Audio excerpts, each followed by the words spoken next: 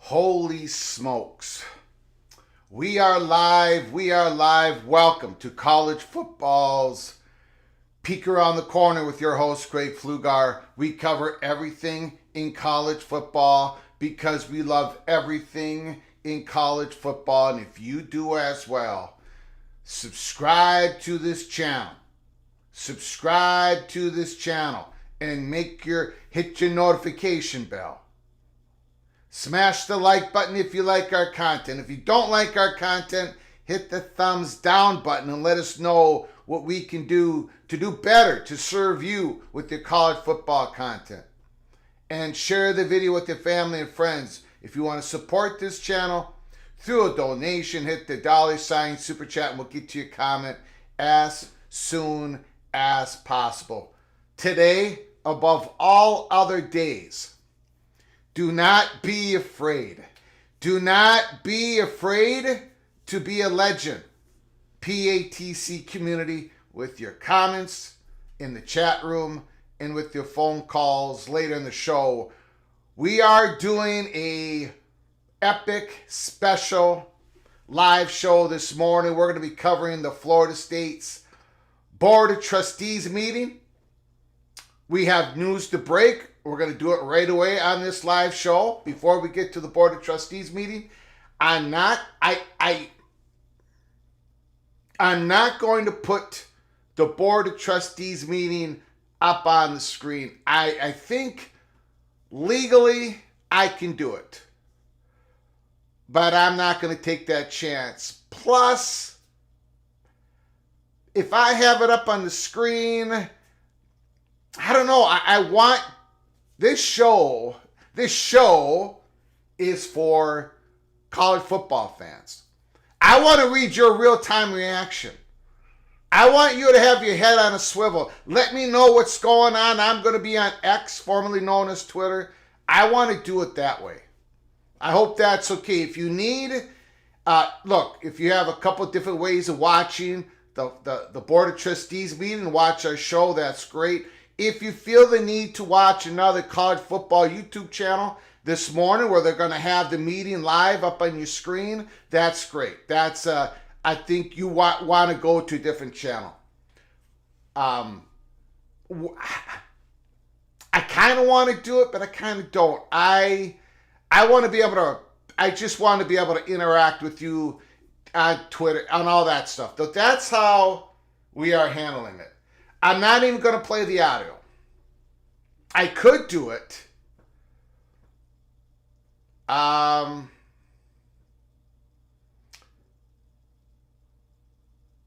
could do it, but I'm not going to do it. I know there's a lot of, I've been talking with some other people, some Florida State YouTube channels, whatever, and they're going to decide just to do like a post. Everybody's doing it different. None of us really knows how to handle this. I think we're just going to do our regular show.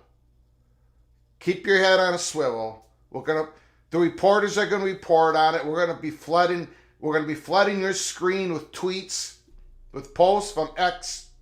That's how we're going to do it. Let me see. We are about 10 minutes away from the meeting. There's a couple of breaking news. There's something we got to talk about here.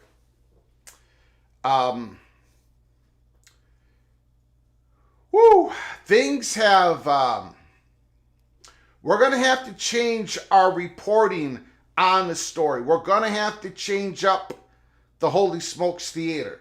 I know I'm bringing this to you 10 minutes before this epic meeting. It's already going to be an epic drama-filled day. So, but it's not certain. In fact, we're going to have to change the odds up on the PATC Sportsbook.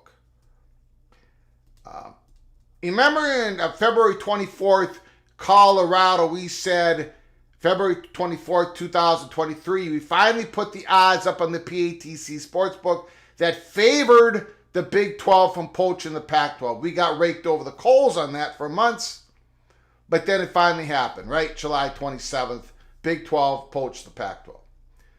We're going to have to change the odds dramatically on who is going to eat first.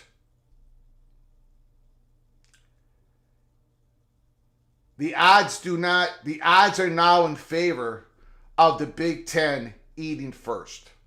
Now, it might not make a difference. It might be just a matter of semantics. But I got to say, I've been on the phone, email, text. I barely got any sleep last night. I want to make something clear. None of the big boys or the ladies, I won't say big lady, none of the important people representing the Big Ten and Florida State and Clemson and all these schools have sat across the table from each other. But there's been enough third-party communications and the leaks that are coming in. Basically, people are communicating with each other through the leaks. Hint, hint, wink, wink. So we are at the point where I think we can say that the Florida State is a heavy chalk, a heavy favorite to become Big Ten member number 19. Now, as when we watch college football, the best ability for a player, football player, the best ability is availability, right? They're not nicked up, they're not injured, they're not on the IR list when it comes to professional leagues. The best ability is availability.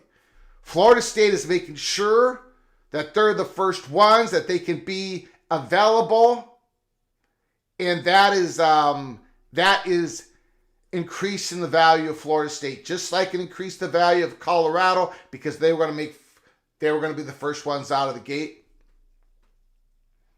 So availability. Florida State going to be declaring themselves today, possibly filing a legal notion today. Availability. They're going to be the first ones on either long road or short road to settlement with the ACC. Availability. Florida State making sure they are available. In the SEC, they are content not to have to be the first ones to expand between the SEC and the Big Ten, as long as it's not about North Carolina. And North Carolina is not going to be available. They're not going to be available as soon as Florida State, unless the pathway is so easy after Florida State cracks it open that North Carolina can easily jump through the hoops. But North Carolina has their own issues with North Carolina State. The SEC has circled the wagons around North Carolina. We've been covering that story like nobody else. You've seen it happen in real time. The SEC, their forces have circled the wagon around North Carolina. So let's go backwards a second here. Let's take the Big Ten's perspective. No, they have not had official talks with Florida State. No, they haven't. No, they haven't. They haven't. But there's been enough third-party communication. So what is happening here is, if Florida State is able to get out, exit hatch, settlement, whatever, however, whenever, they're going to be the number one target of the Big Ten. If North Carolina doesn't become available, either because of what's going on in North Carolina and the fact that, well, the leadership there and everybody else, it looks like, when we've been talking about it, they are pro-SEC, and the SEC is making sure that their number one target is North Carolina. So it's about availability, right, for the Big Ten. So Florida State then becomes the number one target. And then if this happens, if Florida State is able to get themselves released from the grant of rights, then the Big Ten will officially act. And then it's all about Notre Dame. If North Carolina is still off the table for the Big Ten, and it seems like it is going to be. So then it's Florida State, Notre Dame. And if Notre Dame does not get themselves to be available for the Big Ten, because their contract with NBC, there's no clauses, whatever, they're still fine, whatever. That's a rabbit hole we're not going to go down at this point once again. But let's say Notre Dame doesn't become available to the Big Ten. Then who's the 20th school? Then it all comes down to Clemson in Miami of Florida. And this is the part where Clemson has been working extremely hard. And we believe here at Peek Around the Corner that they understand that their availability is going to increase their value. And they're going to follow closely behind Florida State. The actions that Florida State takes, Clemson is going to be following close behind to give themselves the best chance, because they get themselves available. So a Florida State Clemson to the Big Ten is not out of the question. Although Clemson does not control their destiny like Florida State, it is not out of the question. It is not out of the question. Clemson and Miami, Florida, the Big Ten's going to be having some internal battles on that. If North Carolina does not become available to the Big Ten, and if Notre Dame does not get themselves available to the Big Ten, then we're looking at a Florida State, Clemson, Florida State, Miami. Now, on the SEC side, the main conversations that I had last night were 2 minutes away. Keep your head on a swivel. 2 minutes away. Please put it in the comments section. What's going on at the meeting? I'm going to be keeping my eye on X. We're 2 minutes away. The SEC part of this is what I spent most of the time on with with a whole lot of people in the last 10 hours. No, 12 hours, 13 hours. The SEC, the SEC is now the slight underdog when it comes to acting first. They are content with the Big Ten striking first on a school that becomes available, Florida State, as long as it's not North Carolina, and there's no indication that North Carolina is going to be the first team to become available. So, now the favorite, the chalk to strike first between the Big Ten and the SEC is the Big Ten. I had to lay that out there for you before this started. Keep that in context when you're watching what's going on, the Board of Trustees. Again, no official talks have begun between the SEC in North Carolina and the Big Ten and Florida State. No official talks have started. So don't anybody sue me. No official talks have begun. There is no set deal. And by the way, if Florida State, the chalk, the heavy chalk, to become Big Ten number 19, Florida State would want Notre Dame, even ahead of North Carolina. Again, North Carolina might not become available at all. Florida State wants Notre Dame. Couple different reasons. But the biggest reason is Notre Dame would elevate whatever Florida State's going to get from Fox and the Big Ten media partners from day one, because Notre Dame is already written into the Big Ten current media deal. And in that deal, the Notre Dame greases the skids for everybody. It elevates everybody. It's written in the contract. It would elevate the money that Washington and Oregon's getting. So everybody in the Big Ten is going to be united in getting Notre Dame to be 20 if Florida State can crack this open to become Big Ten 19. But again, Notre Dame, they don't become themselves available. If North Carolina don't look like they're going to get available because of a couple of different reasons, then it's between Clemson and Miami of Florida. Okay, let me get you super chats real quick. I want to thank everybody for coming in. I'm not going to have time to individually thank everybody. Ryan Thomas, Gopher Claus, Spreading Realignment Cheer. Thank you so much for your super chat. Ryan, I appreciate your friendship, your contributions to the show, your generosity, and everything above. Thank you so much, John Teal. Miami's more sexy than Clemson by far. Thank you for the super chat. Maybe, possibly. However, availability is going to be a big thing here, and Clemson's going to make sure. According to our reporting, according to what we're being told, Clemson's going to make sure that people see them as available. Thank you so much, John, for the super chat. I appreciate it. Okay, here we go.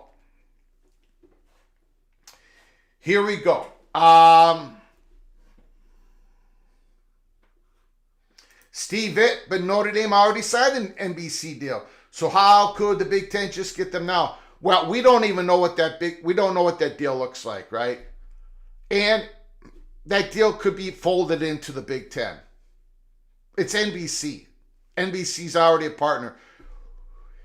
That probably is not a biggest hurdle. I don't think that takes Notre Dame out of the equation at all. Again, it's going to be a Notre Dame decision. How much ACC implodes. There's so many variables to it. They just got themselves a new athletic director, a new president, father somebody. But I don't think the contract itself, the new one with NBC, really is the. I don't think that shuts the door on a possible movement. Thank you for the question, though. Okay, put your head on a swivel here, guys. Put your head on a swivel. Supposedly, the meeting has begun.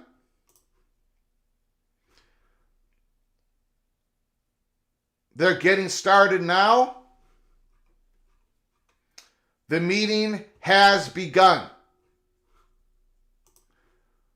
Again, put down your comments and thoughts in the comment section below the video. Immaculate says there's 2,300 people watching the meeting. Patrick says the Big Ten isn't expanding past 20. They have stated this multiple times. I don't think there's a number that they're necessarily... I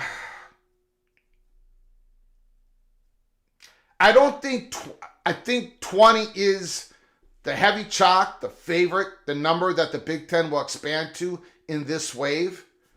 But there are circumstances, there are scenarios where they would go above 21.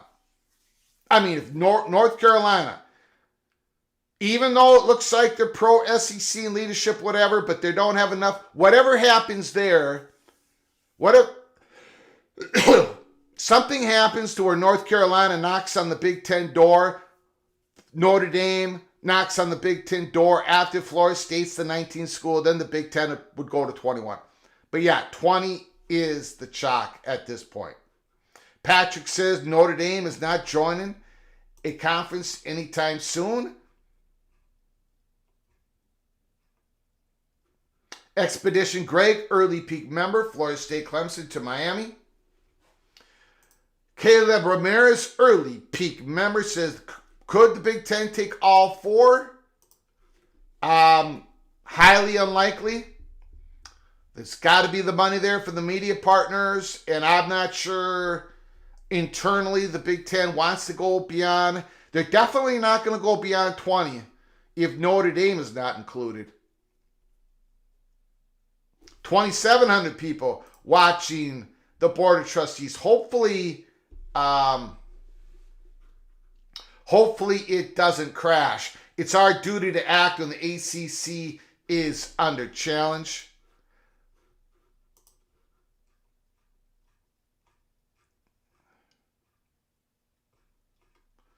There is reports out there. They're not expecting a long meeting. Interesting. I wonder what that means. Again, we're going to open up the phone lines the moment this meeting is over. I'm sorry. Athletics, not ACC. When their athletics is being challenged, they have to act.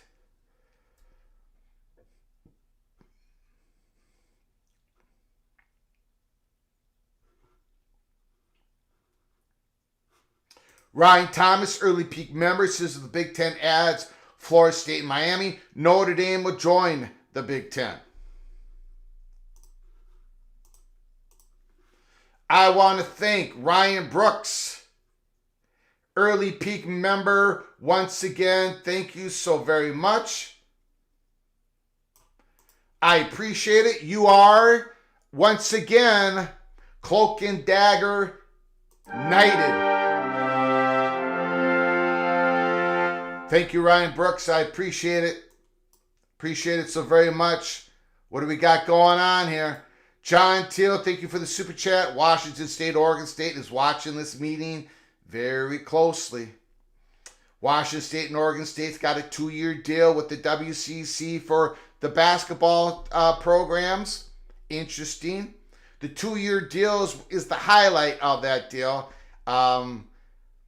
We'll see what happens there. Well, yeah, maybe Washington State and Oregon State has an opportunity to get back into an autonomy conference with the ACC. It's possible. It's a long shot. I don't think they have a shot with the Big 12.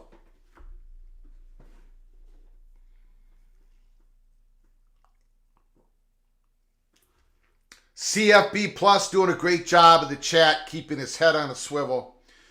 The Board of Trustees is citing that when they joined the ACC, the media revenue gap between the Power Fives was less than $7 million. And this $30 million, this $35 million gap is only going to go up after the Big Ten redo their deal 6 years before the ACC will re-up their deal, current deal. So this gap is only going to grow. It's only going to grow. In the era of revenue sharing that's about to come upon us. Revenue sharing plus an ever-growing revenue gap. Florida State's got to get themselves above the stratification line if they want to compete at the highest sports of football and college athletics. It's the reason why Texas and Oklahoma called Greg Sankey. It's the reason why USC called the Big Ten. It's the reason why Brett Yormark fought so hard for his Big 12 schools and they were able to poach the Pac-12. Everybody's trying to get to the highest ground as possible. As the waters rush in, the consolidation waters rush in on the changes of college football, the heavy water, the heavy flooding, everybody, every institution and conference is trying to run up to the highest ground possible that's available to them. Texas and Oklahoma did that. USC did that. UCLA did that. Oregon and Washington did that. The Big 12 schools did that. And now Florida State's trying to do it. Okay, let's see what's going on here. Let's see what's going on. Today, Florida State Chairman Peter Collins. Peter Collins met Fortuna. Today, we've reached a crossroads in our relationship with the ACC. There it is, folks. We've reached a crossroads in our relationship with the ACC.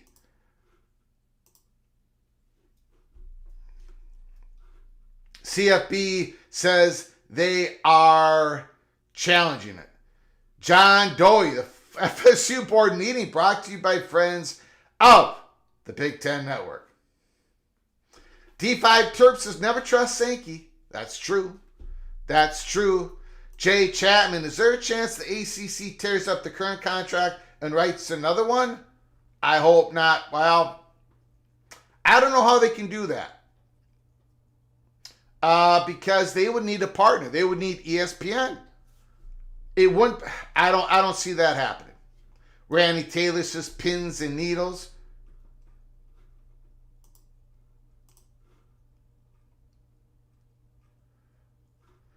Ryan Thomas, Florida State to the ACC. It's not you, it's me. Okay, let's see what else is going on here.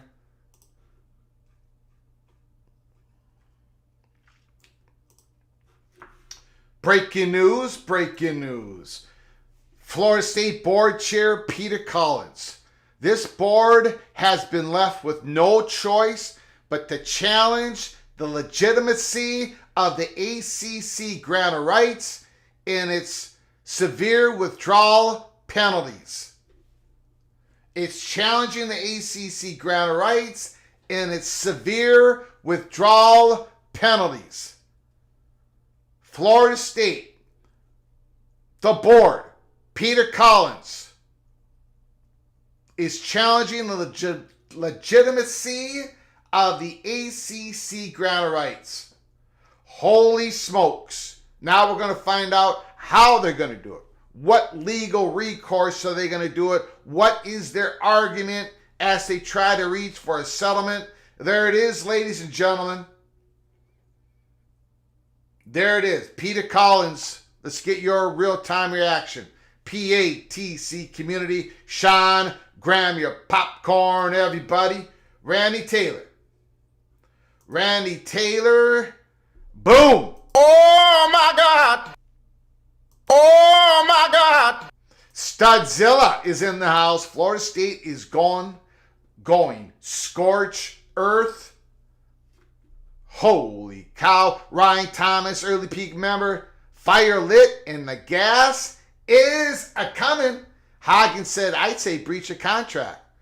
Dot Hoggins says, now we see what latches on. John Doe, oh, it's really on now. Juan Carlos, holy smokes. Michael Batts, man, I take a break for a couple days and everything goes crazy. Look, okay, there's about 5,000 interesting things that are going to come out of this. But one of the most interesting things coming out today is the reaction. What is the reaction of Jim Phillips? What is his statement? What is Clemson's statement? What is North Carolina's statement? We're not going to be hearing anything from the Big Ten and the Big Ten and the SEC. We're not going to be hearing anything like that. But reactions across all the ACC schools. Buckle up, brace for impact. Holy smokes. The day has arrived. Wow, some more breaking news. Matt Baker, wow, the Florida State Board is hearing that the financial penalty to leave the ACC would be $572 million. We were thinking 400 to 500 here, peek around the corner. What is 60% of 572? Somebody whip that up for me. 300 and, what is that? 350 million, something like that? 350 million? Holy smokes. $572 million. Now, where's the Florida State Board hearing that? Are they getting that information leaked from them, from the ACC? Woo! John Till, thank you for your super chat. Florida State argument is they caught ESPN in bed with Bama. Thank you for the super chat, John. I appreciate your always very, very generosity. Thank you so very much. Appreciate it. CFB Plus, they're bringing up the suit against Maryland and the ACC. Grant Creech says that's way too much. Adam Shutt, Florida State and Notre Dame in the Big Ten. If Notre Dame gets themselves available, yes. Or Florida State and North Carolina, whoever gets themselves available. Rod Nix, $354 million. Thank you, Rod. That's 60%. That's the historical level which these things get negotiated, at least when it comes to the exit fee. $354 million.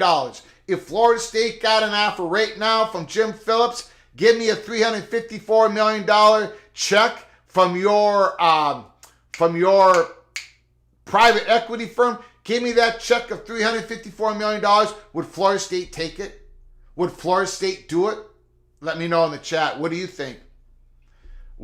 I would think they try to get that down just a little more.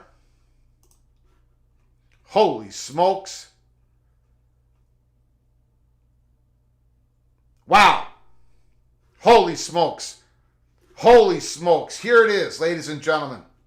Here it is. Florida State is claiming it will cost more than $500 million to leave the ACC, with costs of both exit fees and unwinding from the grant of rights. Here is the chart they are presenting with the $572 million estimate. There it is, ladies and gentlemen. The penalty amount, ACC withdrawal penalty, $21,777,000. Severe ACC withdrawal penalty, $52 million.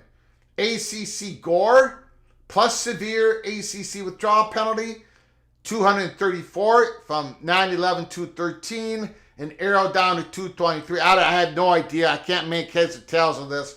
But according to the Florida State, they believe it's $572 million. That's the estimate. Holy smokes. There it is. Now, even Florida State believes it's going to cost more than the exit fee, right? But man, it can't cost that much, can it? Will it?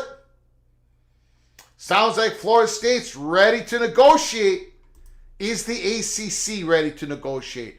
What type of language? What type of language does Phil Phillips use? Randy Taylor, a chart? Hagen, this is going to settle down for lower, especially when another school joins in with this. Immaculate, here is the argument. Okay, the argument is coming up. Everybody buckle up. Everybody buckle up here.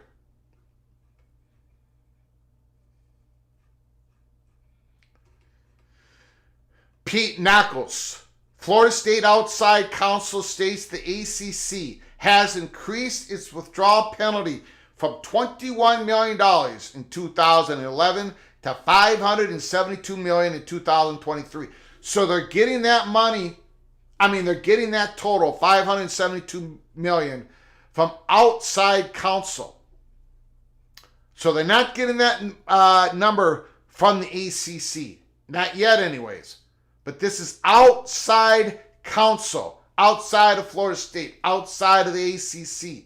So it might not be 572, but it's probably somewhere around that number. Here it is. I'm going to post it up there. That's the tweet. Outside counsel is the one who gave Florida State the number of $572 million. Holy smokes. Holy smokes. CFB Plus, the problem is Florida State agreed to everything they are complaining about. Randy Taylor says they have their ducks in a row. Grant Creech, Florida State's not really happy with ESPN. Tim W., Mr. Rambling Colorado State. Greg, at what point does the ACC take it so much money it can be self-sustaining? Depending how many schools join in this bull rush to get out of the conference. Great question, Tim. I don't have the answer. I do not have the answer. Rod Nix, counsel ripping the ACC and ESPN deal. Holy smokes. Let's get back. Let's get back here. Let's see what else is being reported.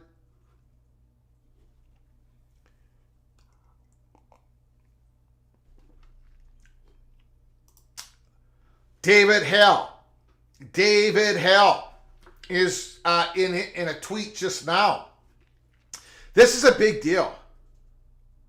ESPN has unilateral right to extend or decline a 9-year option from 2027 to 2036 with the ACC. This would basically be either a walk away or to maintain current agreement.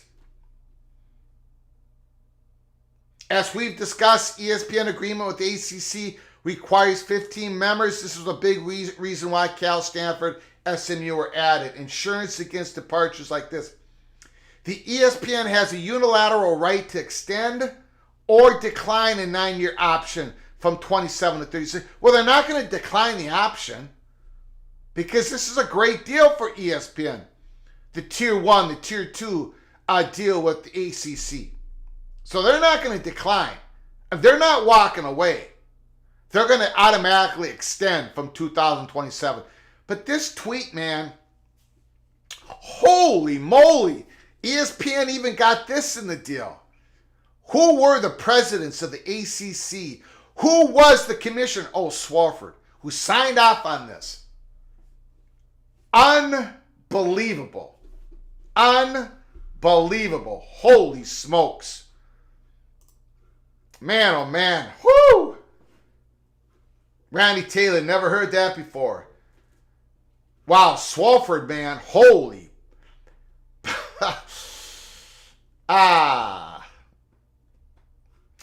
Fight in Illini, Ted. Today the crack in the ACC foundation tripled in size. Hagen, they're planning on walking away. Why would they walk away? They're not going to walk away. Why would they walk away from that deal? Now, maybe they would walk away. Maybe they would walk away if you get all this implosion. Wow. That makes it a whole lot more difficult for the ACC to exist if the big brands could leave. That'd make it a lot more difficult for Wake Forest, for Boston College, and a few other ACC schools to be able to find security in a negotiation. Because if ESPN can walk away in 2027,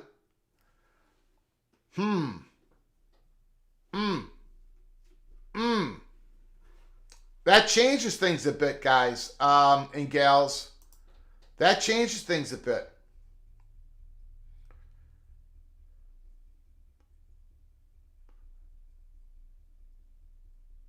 Yeah, ESPN would walk away from the deal if the ACC network's value is impaired by cord cutting.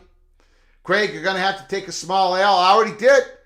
I thought this was going to happen in January, February, March. In fact, the Yahoo Sports, Ross Dellinger and Dave Wenzel also said last night in their podcast they thought this was going to be the third week of January. So, yeah. The whole college football playoffs sped this thing up. The whole snub to Florida State. Wow. Yeah, that is an earthquake.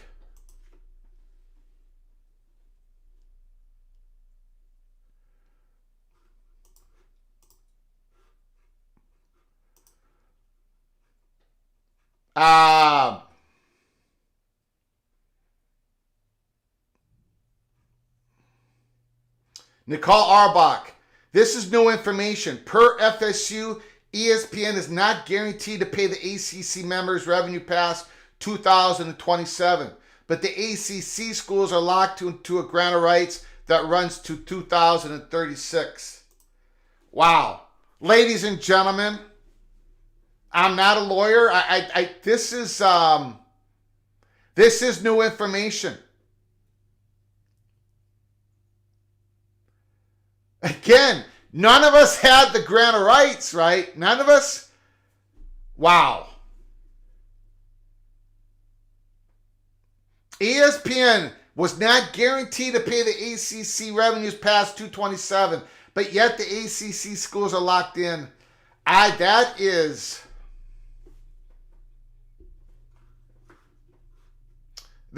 something, guys and gals. That is Ross Dellinger.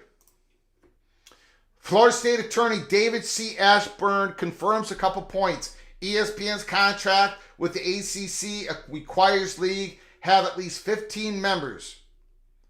ESPN has a unilateral right to exercise a 9-year option to extend the deal from 27 to 36.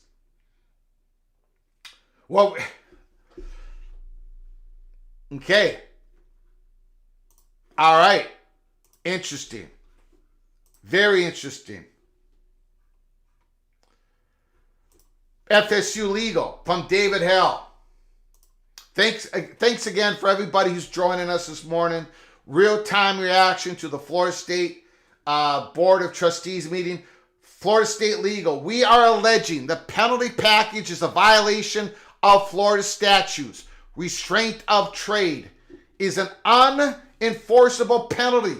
No relationship to harm caused, which would invalidate the entire penalty breach of contract claims. There it is. There's from the Florida State Legal. We are alleging the penalty package is a violation of Florida statutes. Restraint of trade.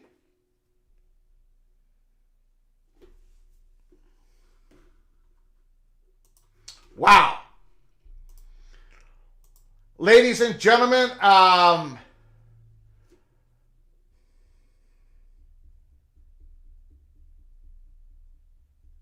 Immaculate, the whole world was watching, including every other ACC school. John Swafford is an idiot.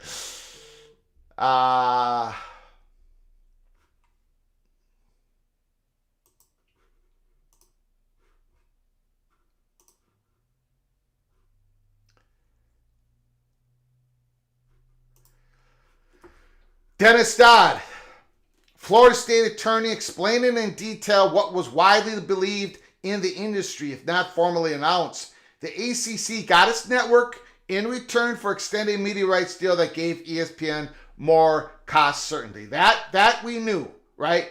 That was the consideration that the AC schools received in extending the grant of rights all the way to 2036, the ACC network. That is not a surprise. That is not new information.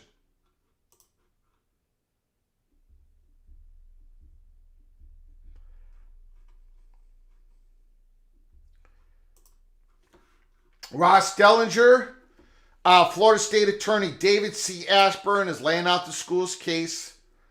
Penalty package and gore is a violation of the Florida statutes. The ACC penalties are unenforceable, breach of contract. What is the breach of contract? Somebody in the chat explained to me. I understand the penalty package of the gore is a violation of Florida's statutes. The ACC penalties are unenforceable because of, but the breach of contract, I'm not sure what the argument is on that is.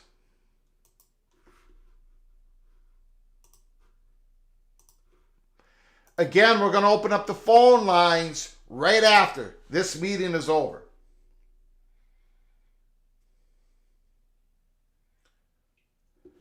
Sean, this is incredible. The ineptitude of ACC's leadership when they signed their deal with ESPN is appalling. Brett Yarmark is on his way to South Bend to make a pitch. First, the playoffs is disputed. Now the gore is disputed. Holy smokes, FSU. Legal argument, son of Sarek, sounds similar to fighting those erroneous non-compete clauses.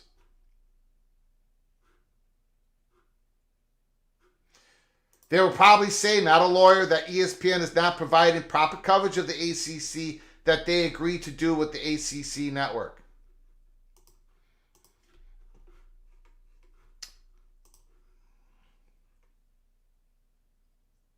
Mike Denbrook has just informed LSU that he will be returning to Notre Dame to be an offensive coordinator for Marcus Freeman. Holy smokes.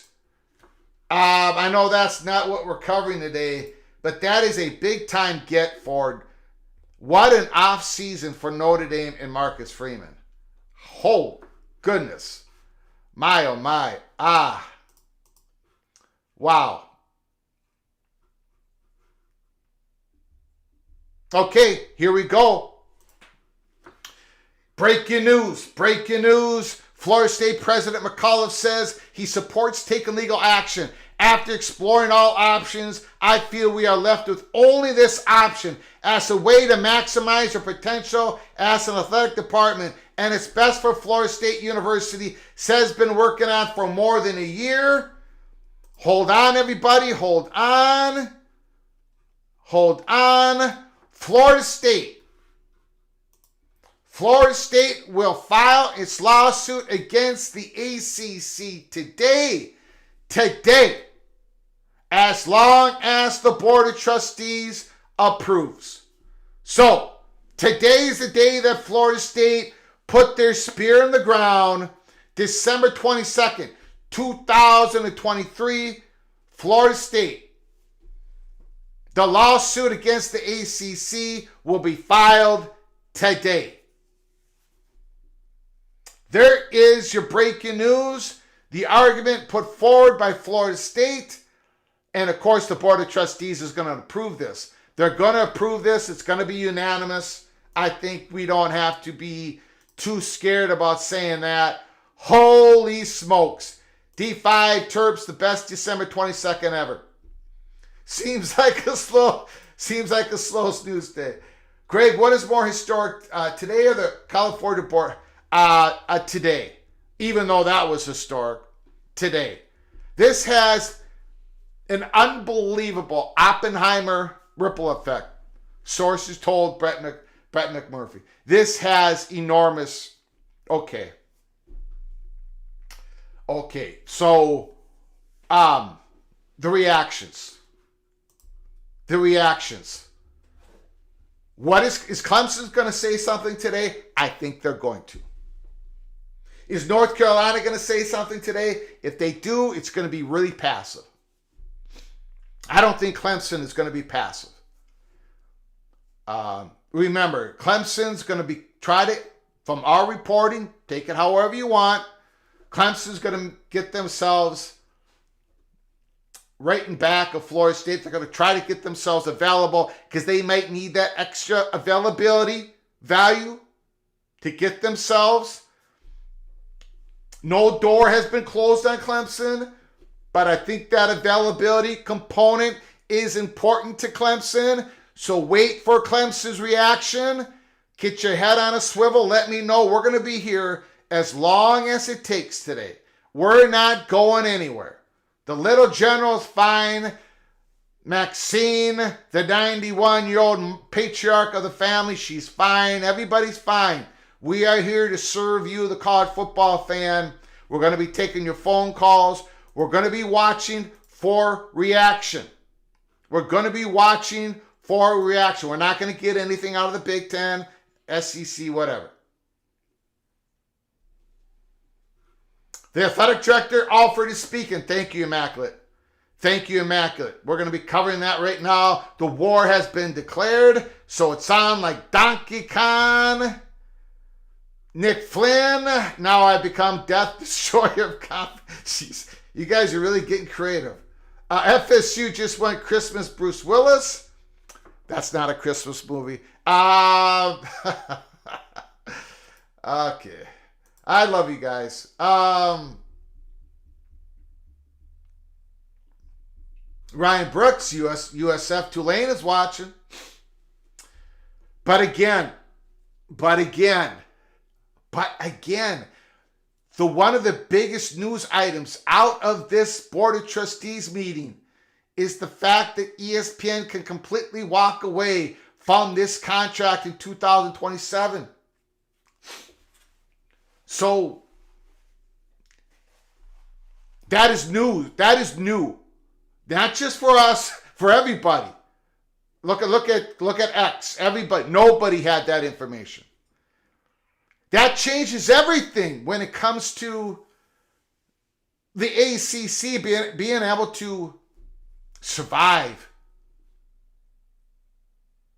So there is not going to be like, yeah, this changes everything, ladies and gentlemen.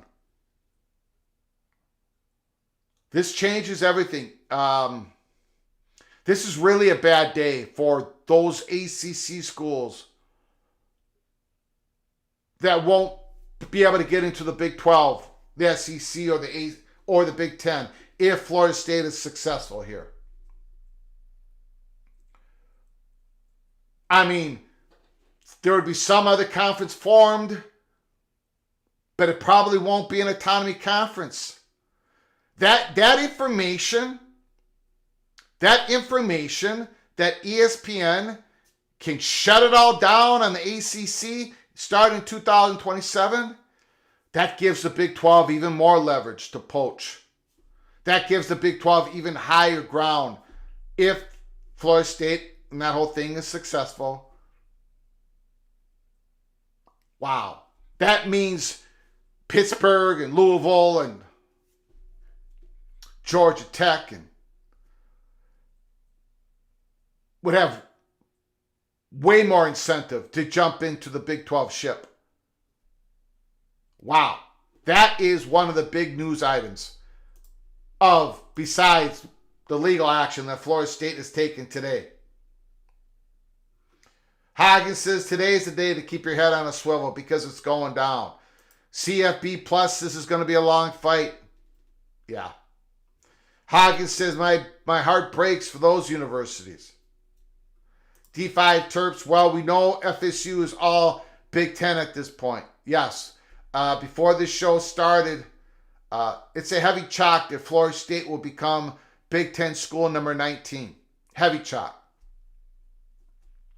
And then it's all about who gets themselves available. Notre Dame, North Carolina. And if neither of them do, then it's Clemson versus Miami for the Big Ten. Sherlock Holmes would say the game is afoot.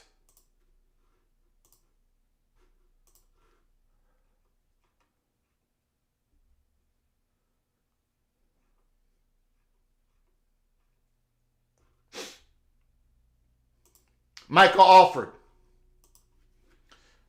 the athletic director of Florida State. It really points to the mismanagement of previous conference administration in stewarding future finances for our best interest. The future of college athletics is at a crossroads, and we have to evaluate all of our options and make decisions that will have 10, 20-year impact on us. As I sit here, this isn't a relationship decision. It's a very clear math problem. It's a difficult decision, but I completely support the board's decision. Trustee Drew Weatherford asked why it's so difficult to get a copy of the grant of rights and says he's been frustrated by the lack of transparency. Not a whole lot of people have seen the grant of rights. I know sometimes it gets reported out there on Twitter and on message boards, but that is not the extended grant of rights that is in the vault that only administrators and lawyers can go to Greensboro, wherever that is, and see it. They can't take a picture of it. They can't take a copy of it. They only can take notes of it. D5 Terps, just take it, Flugs. I don't know what that means, but I'll just take it. D5 Terps, thank you so much for the super chat. Thank you for the generosity. D5 Terps, I appreciate it. Immaculate, the multimedia rights deal agreement is the one that's held secretly no, it's the actual grant of rights. Drew Weatherford just said he hasn't seen the grant of rights. And other people have said that as well. John Teal, Pittsburgh, Louisville, Duke, UConn, Syracuse, Georgia Tech, Washington State, Oregon State, Mega Power. 24 teams in the Big 12. Brett the Hitman, Yarmark, thank you for the super chat, John. There's going to be a certain limitation. There might be only 4 spots open for the Commissioner Yarmark, depending on what on his current media partners say to him, which is Fox and ESPN, right? ESPN being able to shut it all down after 2027 is a nuclear bomb that has just been set off.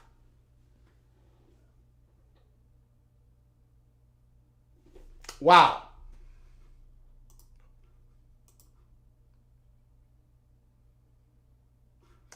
John Teal, Syracuse and Duke need to call Brett and press him right now. Ryan Thomas, Greg doesn't go down rabbit holes, only gopher holes. Okay.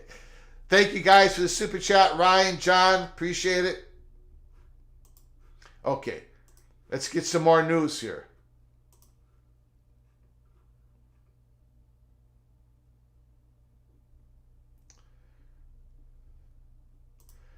Brett McMurphy. The Florida State's only copies of the unexecuted ACC grant of rights from 2013 and 2006 they found on the internet.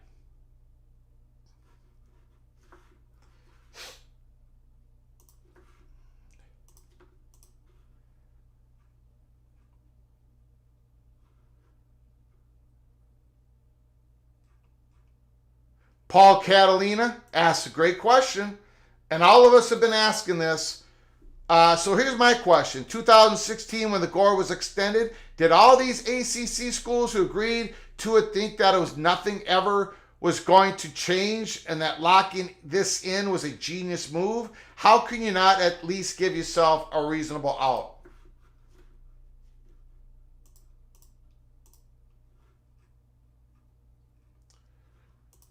Ross Dellinger. ACC officials heavily monitored FSU attorneys and those from other schools who physically tripped to North Carolina to review the grant of rights. Lawyers are not allowed to take photos or handwritten verbatim from the GOR. So there it is. ACC's officials heavily monitor Florida State attorneys and those from other schools. They can't take photos. They can't even take handwritten verbatim from the GOR.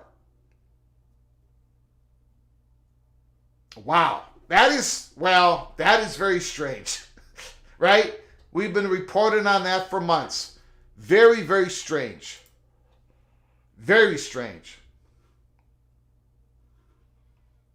R Webb, thank you so much for your super chat. I appreciate your generosity.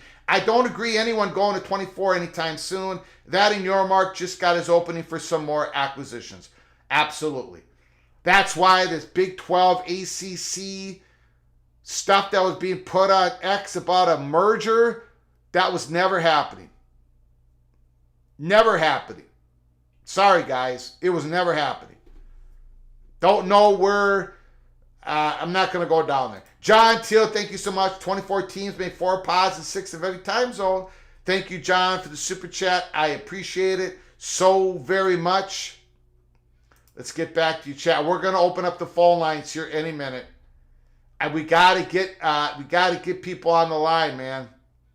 Got to get people on the line. If anyone hasn't seen those unexecuted versions of the Gore, I know Ryan Thomas has links to them. So we have seen more than most of the board of members. Yeah, I don't know. I mean, if they were so available on the internet, they wouldn't be going to with their lawyers to look for. Anyways, I'm not sure we have actually seen the latest ones. At least I've been told we haven't. I know a lot of people believe they have. But I wouldn't know for sure because I'm not allowed to go into the vault and look at it and compare it to the ones on the internet. Why are these contracts being held in secret like it's the Ark of the Covenant? Great comment, Tim W. Yeah, those contracts should have been given to the member universities for their public record laws. Florida State is ready to file the official complaint right after this meeting's in circuit court in Tallahassee. Thank you, Rod Nix, for keeping your head on a swivel. Gary, amazing that you don't have a copy of the legal document that you are profiting from. Cameron B., early peak member, Virginia Tech, Pittsburgh, Miami, North Carolina State to the Big 12. Could be, Cameron. Could very well be. Again, the Big 12 is going to wait to see how the dominoes fall, and then they're going to take the best, the highest valued products, commodities. We don't know what they're going to have left to choose from, but they're going to have. I think they're going to have institutions that are going to increase the value of the Big 12. Okay, let's go out. We're going to open up the phone lines here. Here's a picture. David Hale. Greta Wright's ACC.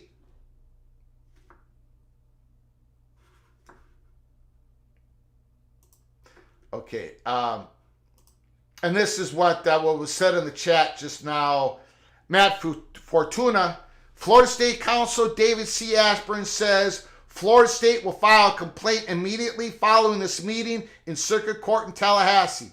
He expects an email acknowledgement today, but this likely won't be assigned a case number till the day after Christmas. So it's all being done today. The complaint will be filed today, ladies and gentlemen.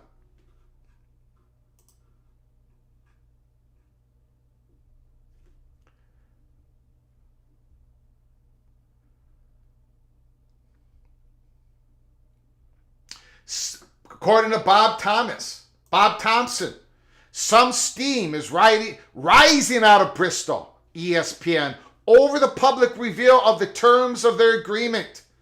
ESPN is not happy.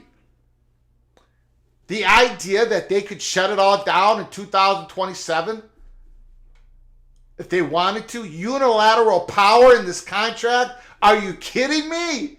Oh, holy smokes. And again, I'm sorry, but that is bad news. That's not good news.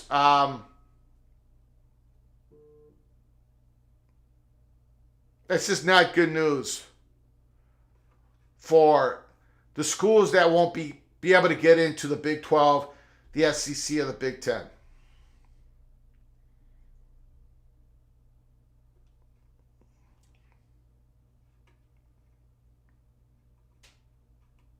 And as mentioned before, Florida State President Richard McAuliffe is bemoaning the fact that the ACC keeps the grant of rights at its headquarters and does not permit schools to make electronic or physical copies, calling the situation laborious for school attorneys who must make the trip to North Carolina. Okay, we're going to open up the phone lines right now. Keep your head on a swivel, ladies and gentlemen. Keep your head on a swivel. We're looking, we got the Florida State. We know what's going on, filing a complaint today. We got the big, huge news that ESPN could actually shut down the contract with the ACC in starting 2027. And it doesn't matter how many members the ACC has at that point. It doesn't matter how many schools they backfield. In other words, Stanford, California, SMU. There might not be an ACC after 2027. Massive bomb, nuclear bomb. Florida State throwing hand grenades all over the place in their board meeting. Okay, let's get to the phone line here. We're going to open it up. You guys are going to get the floor. We've learned so much today. Everybody has. The Athletic, Yahoo. We've all learned a whole lot today, especially that ESPN, they held more power. They've got more power than any of us expected, and we knew they had a whole lot of power. Holy smokes. The phone line's open, 763-260-1333. Call from Ryan Thomas. Ryan Thomas, can you hold just 1 second? Go ahead. Kenneth Maynard, Wake Forest will go down swinging to keep the ACC alive. They're too good of an athletic program, an institution to be left behind. Well, yeah, they're absolutely. Especially with this news about 2027, where ESPN can close it all down. Wow, yes, I agree with you, Kenneth Maynard. They also have some very good lawyers at Wake Forest. Appreciate the super chat. Ryan, I appreciate your patience. The floor is yours. We're going to try to keep calls to 6 minutes once again today. I'm going to keep it less than that, Greg. You got it, buddy. It's all yours, man. By reference, I think if you look at that amendment to 2016 Gore, the unexecuted one, what it makes reference to is the ESPN perspective agreements. And those are kind of all connected to the Gore in a way because it's the ESPN piece of the Gore, meaning that, this is kind of the terms of the contract. Okay. And that itself is what's the secret part. It's that ESPN contract. And right now, ESPN is livid because, they're being revealed and called out as a slum dog, as a slum landlord. That's basically what they are. That's a good picture that you just painted. Go ahead. And the whole thing is there's a bigger problem now for the ACC and ESPN because now state AGs in the state of Virginia, North Carolina, South Carolina, and maybe even Georgia are all going to get involved in, pursuing whatever legal avenues through their state laws to pressure this thing apart. So I think, this is certainly, this is a big deal. This isn't an A-bomb. This is a hydrogen bomb, Greg. Yes. And, I think it's just going to be an interesting thing to see. And really, I think Notre Dame has to do some soul searching, but either way, whether or not they go to the Big Ten or whether or not they just find another conference to do a scheduling agreement with, they're going to do their thing. And I think, wow, holy smokes. But that's all I got. You got it, man. Get off and let everybody else call. Yeah, you got it. We're going to have lots of shows on this. So thank you, Ryan. Appreciate it.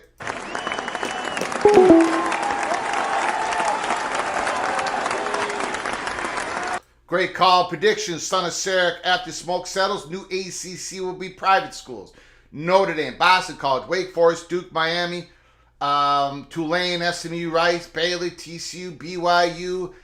Thank you so much, Son of Sarek, for the super chat. Thank you for your generosity. Interesting prediction. John Till, merger, more like murder. They'll call car bomb the ACC. Thank you, John, so much again for your generosity. And we got to Kenneth Maynard. The phone lines are back open. 763-260-1333. Again, if you're just joining us, Florida State is filing a complaint. It's happening today. It's going to the courts in Tallahassee. They put down a whole lot of information. The Board of Trustees, their outside counsel has told the Florida State Board of Trustees that it's going to cost them $572 million when it comes to gore and penalties and the exit fee and all that stuff. And they think that's way too much. But Florida State, they're going to be willing to settle. They're going to be willing to pay. Of course, they're not going to pay $572, but they're going to be willing to pay.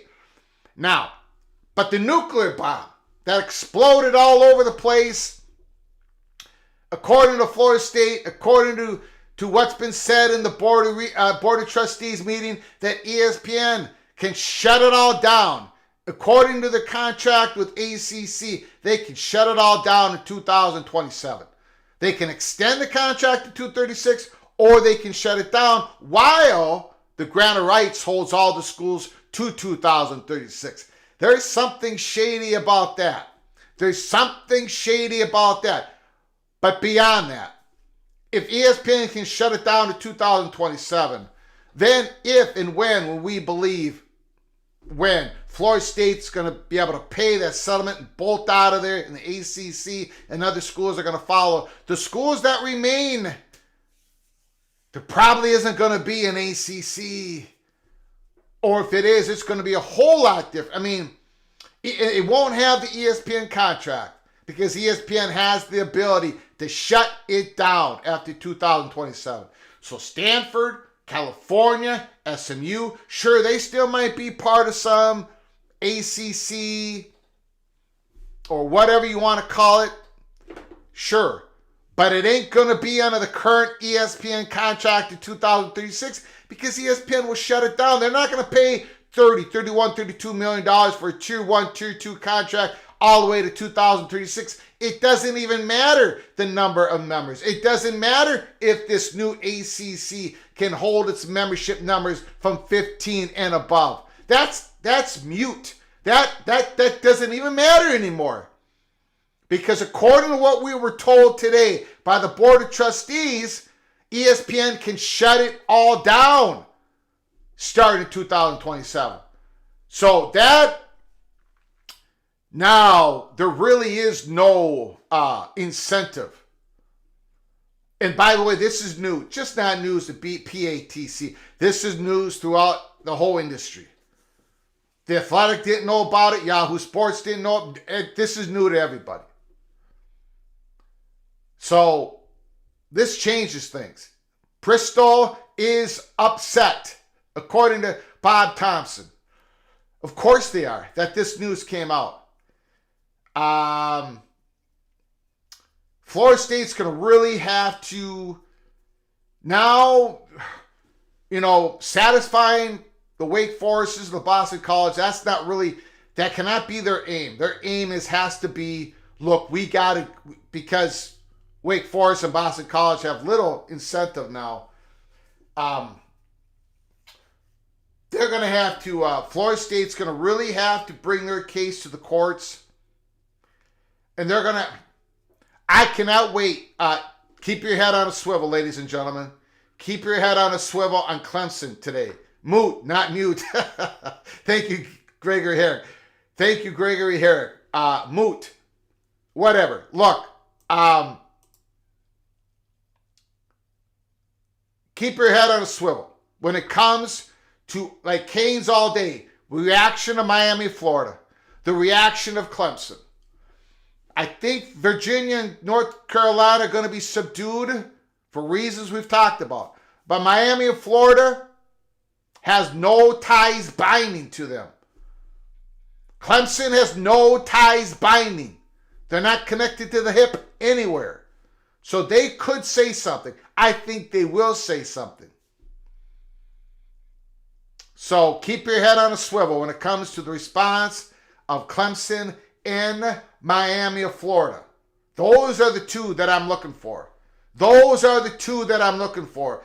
Canes all day, thank you for your generous super chat. I appreciate it. Great work. Once again, Flugs, when push comes to shove. Do you think Sankey and ESPN will let FSU go to the SEC, go SEC without making the nose, the pro rata offer, that seems like the $572 million question. I think you meant let FSU go to the Big Ten. Boy, now we reported at the start of the show, I know many people weren't here, but the last 12 hours, I did not get any sleep last night. We've been on the phones. Look, yes, there is an increased chance that the SEC will not circle their wagons around Florida State. They're circling their wagons around North Carolina. They're not, it sounds like, now things could change, but it sounds like right now that Florida State to the Big Ten is a heavy chalk. That is not what the SEC, if they got to go into the breach, if they've got to go into the fight, that it's about North Carolina and potentially the state of Virginia. That's not really about Florida State to them. This is, so yeah, Florida State to the Big Ten has become the heavy chalk. Now, and then of course Florida State would love Notre Dame to join them, or would love North Carolina to join them, but neither one of them might make themselves available at some point.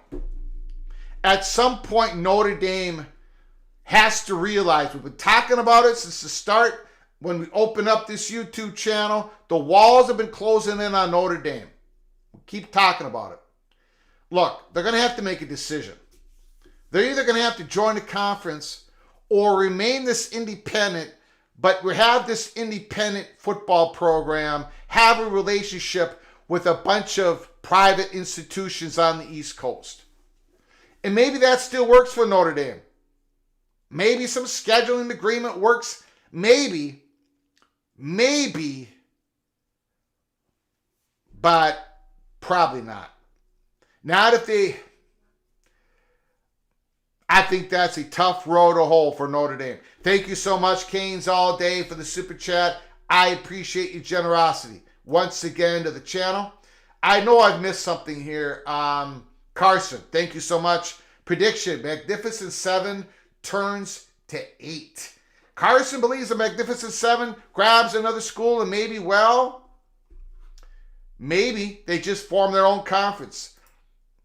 Scott Andrews, thank you so much for joining the chat. Appreciate it. Thank you for the super chat. Prediction, which ACC schools does your mark target? Whatever ACC schools remain, right? We don't know what they're going to be eating third. Brett Yarmark is going to be eating third, but there's going to be some fine dishes on that ACC table. But it all depends what happens after the SEC and the Big Ten eat. Louisville, I think, is a chalk. I think Pittsburgh is a chalk. Is Miami, Florida going to be available? Is Clemson going to be available? I don't think so. But we don't know. But Pittsburgh, Louisville, I think are two. And Virginia Tech, if they are available, that's going to be a whole different galaxy. Virginia Tech and Virginia, they're all tangled with each other. That's why Virginia hasn't really been able to be aggressive so far in this, what we call the Holy Smokes Theater.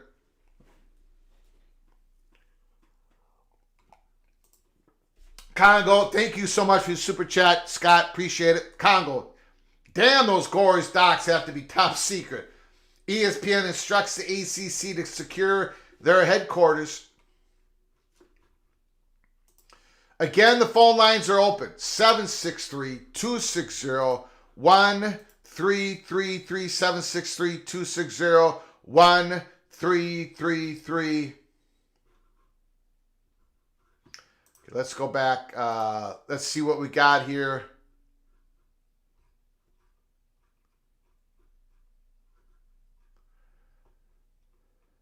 A unanimous vote to file a 7-count lawsuit. Florida State versus the ACC. None of the Florida State board voted against it. Peter Collins, the board, tells Ashburn, the legal counsel of Florida State University, please move forward and file the lawsuit.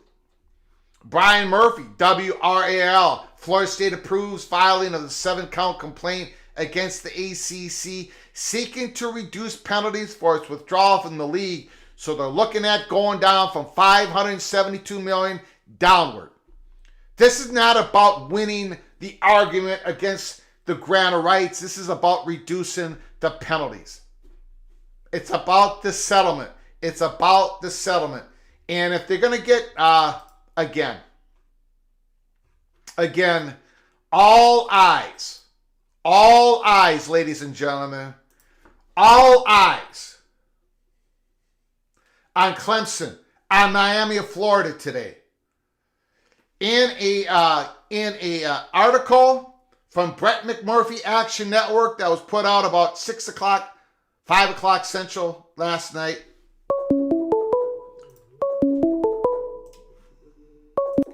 Call from Immaculate. Immaculate, thank you for calling, sir. I appreciate it. I was hoping you would call. Can you give me a moment, sir? Yeah, go ahead. I appreciate it, sir. Ryan Willie, super chat. There's no way Florida State goes to the SEC after this. In my opinion, it's the Big Ten for Florida State. We opened the show. We believe it's a heavy chalk, Florida State to the Big Ten. That's a change in our reporting, but that after 10 hours of conversations, all through the morning, that's where we're heading, ladies and gentlemen. Before we get to that, just give me one more second, Immaculate. When I say all eyes got to be on the reaction, hopefully in the next hour or so, or whatever, with Clemson in Miami, Florida, is the following. First of all, we believe, because of internal reasons in the university and state governments and whatever, that North Carolina State, Virginia Tech are going to be pretty passive here in their response, if we get any response. Miami, Florida, and Clemson don't have that stuff going on. Number two is, as was reported by Brett McMurphy, as Immaculate and Nathan Brown of Big 12 Mafia reported last night, and in their Twitter spaces and all over the place, they talked about a report from Brett McMurphy of Action Network that stated the 4 schools that were most likely to challenge the grant of rights to follow the Florida State roadmap here. It's Florida State, Clemson, Miami of Florida, and I don't remember the other school. I think it was North Carolina. But anyways, Miami, Florida, and Clemson are right there. So we are, and I don't think North Carolina is going to respond much to this for lots of different reasons. But Miami, Florida, and Clemson, I think, have the freedom to react. We're looking for the reaction. So keep your head on a swivel. Immaculate, holy smokes. There was a bomb put on the floor today about the 2027 ESPN could walk away. What do you think, man? What do you think about this big news day? Well, a lot. I found it interesting, the way the lawyer approached it. It was kind of like he was already, in the trial, in the courtroom, presenting this to a judge. I mean, they know everyone's watching. They know this is live. And to start off, right off the bat, with the shocker, right? Just going at them, boom, $572 million. And everyone's like, oh my God, this can't happen. And that's, just a point when you say, this is how absurd the situation is. Now this is what we plan to do about it. The point that he made about how they were basically had to sign this or they were not going to have any deal at all forever sounds a lot to me like being kind of coerced to sign a contract under duress. Now, I'm not a legal professional, and I could be wrong about that. But when a company says, you do this, you do it for this long, you do it at this price, or there's no future, and then you sign it, and then later on they don't even basically meet the terms of that, and then won't even show you the agreements and stuff. it looks like they're trying to come at this from an angle of their own actual rights and being under duress while signing it. And I don't know. I could be biased, but it kind of sounds like they have a good argument. Yeah. Now, and I don't mean to do this to you, Immaculate. What do you got? Well, my head is spinning. Okay, so maybe I'm the one that's screwed up here. Maybe you guys all have it solid in your head. But I thought during this thing it was the ESPN could close this down, the TV deal down in 2027, right? There's some other people online, like reporters, that seem to be saying the same thing too. Yep. Yeah. So, but David Hale, and maybe this is just a typo here, but David Hale just put this tweet out 2 minutes ago.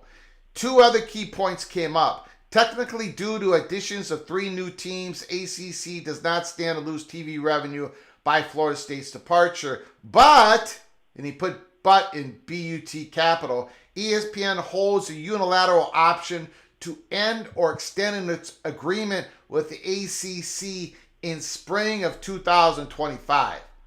He's saying spring of 2025. I thought it was 2027. So I'm going to ask David here. 27 makes more sense to me because that's when the original contract was to end. Yep. So I don't know why 25. I didn't hear that part. It's kind of going back and forth between you going on there. I just asked him the question here, so hopefully we'll get an answer. Yeah. Spring of 2025 or 27? But 27 was when the original contract was set to end. When they extended in 2016 due to the addition of Notre Dame and due to starting the ACC network, it extended to 36. So if I had to guess, I would say it was till 27. And there must be some language in there that despite signing the extension, somehow ESPN has the right to end it. For them to have the right to end it like that so easily, but a school has that kind of a cost of leaving right then and there, I'm saying I don't know how a court upholds that. That to me seems voidable right on that. That is unbelievable. Like, I'm sorry to get so. That is you can't leave except for $572 million. I don't know how a court in Tallahassee, Florida, will uphold that. Okay, I would bet everything I have that does not pass that court. Yeah, that's my head. I think my head might be coming off my neck. I got a big head, you know. I'm the fat guy from Minnesota, but my head is even bigger than my gut. Okay, my head is about to come off its neck. That is a bomb, and that affects everything. Immaculate. That affects what you just said. It makes it easier for Florida State to win this, to get a settlement. It makes it harder for the ACC schools that are not going to get a landing spot in the Big 12 or the SEC or the Big 10. It is an absolute bomb. Yeah, I think I've said it for a while. I think that there's going to be a pretty widespread agreement on who wants to leave, get them all out at once. I didn't know how that would come about. I just kind of was like, there's just going to be enough desire for that to happen. But with this, I mean, geez, like this isn't just FSU, and this is everyone. Like you want out, you're going to have to just come up with an exit agreement that everyone agrees on, and just do it. As otherwise, this is going to get costly, expensive, and it's going to come out of it's coming out of both ESPN and the ACC. I mean, for ESPN to do that, I would say that there's potential. I'm not a legal expert, but potential for possible litigation against ESPN now. To do that, to hold them up like that and say you have to do all this, sign all this, or there's no deal, knowing that there really probably wasn't another option for the ACC at the time, and and to put in, uneven consideration regards in terms of how you can exit and how we can exit. I don't know where the line is, but that seems unlawful. I mean, that's the fact that this came out in front of everyone right now. I think some people in Bristol right now have got to be scrambling. Like, sorry, I know Christmas is this weekend, Monday, but I don't think you guys are going home for Christmas right now. I think you're locked in an office and trying to figure out how you're going to counter this, because that's bad. I'm shocked. I've never heard anything like that. Yeah, that really is something. I was not expecting that. Yeah, I mean, I thought a lot of this would be pretty, okay, we're going to watch this. We'll go through it. Okay, we know what's coming next. But there were some bombs dropped in this that were just kind of like, is that legal? I mean, like we've talked about sovereign immunity, and there's been some arguments again that I thought were good. And I just don't even know if sovereign immunity is even needed now. Like, I don't. It's just there just in case ACC files a suit back, I think. But yeah, no, you're right. Yeah, but yeah. But I think they have their own argument as just an entity with its own rights, and then then the fact that they're getting the jump by filing this in the Tallahassee court. Yeah. Let me ask you a question here before we wrap up the call, because I know we got a lot of people want to call in, but yeah, I need to ask you this question. First of all, are you guys on tonight, or what's going on? Yeah, we are going to be on tonight. So everybody catch Big 12 Mafia, catch that YouTube channel. Big show tonight. Let me ask you this question. I've been kind of harping on the fact that I'm looking for a Clemson, Miami of Florida response. I don't think we're going to get one from North Carolina. Maybe we will. Maybe I'll be wrong. But what are your... now, I'm not going to hold you to it. It's a wild... We're just... You and I just talking, right? We got 445 people watching, so they might write down exactly what Immaculate's going to say here. Yeah, that number is jumping up, too. Go ahead. But what is your... Thanks for everybody for joining, by the way. What is your best guess on the first response from an official Clemson and Miami of Florida representative? Oh, God. What is their first response, and when do you think it's going to happen? Like, when is their response going to happen? What do you think the response is? I don't think they need to say anything at this point. At least not publicly. Like, okay. I mean, they could, but you could just... when whatever comes out of this, like if it was to go so far as to actually go into court and have a ruling come out, they could just sit back and wait to see that ruling, because that becomes precedent.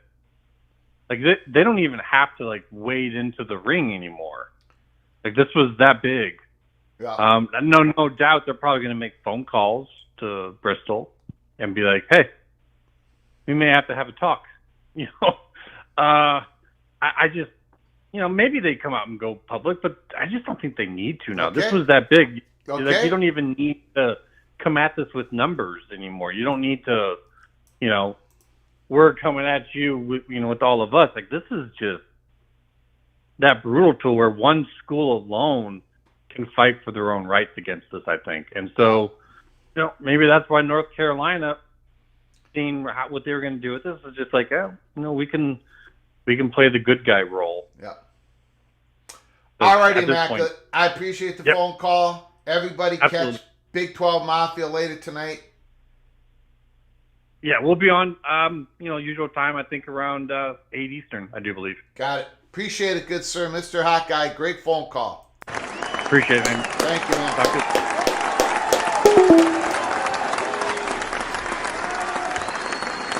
Wow, what a bomb. What a bomb. Phone lines wide open. That whole ESPN. Call from Lewis. Lewis, can you hold on a second? Sure. We got new people joining all the time on this channel, and I just want to go through the nuclear bomb that was put on here today. Now, of course, look, obviously the big news is Florida State filing a complaint. It's going to be filed today. basically what Florida State's going to try to do is reduce that $572 million that their outside counsel told Florida State that they would have to pay in penalty of the gore and the exit fee. They're going to try to reduce that in a settlement. Okay, that's the big news. Also, what we started with the show before the BOT, the Board of Trustees meeting, we believe now Florida State is a heavy chalk to go to the Big Ten as the school 19, and the SEC isn't necessarily going to eat first. They necessarily don't want to eat first. They are circling their wagons around the North Carolina UNC Chapel Hill.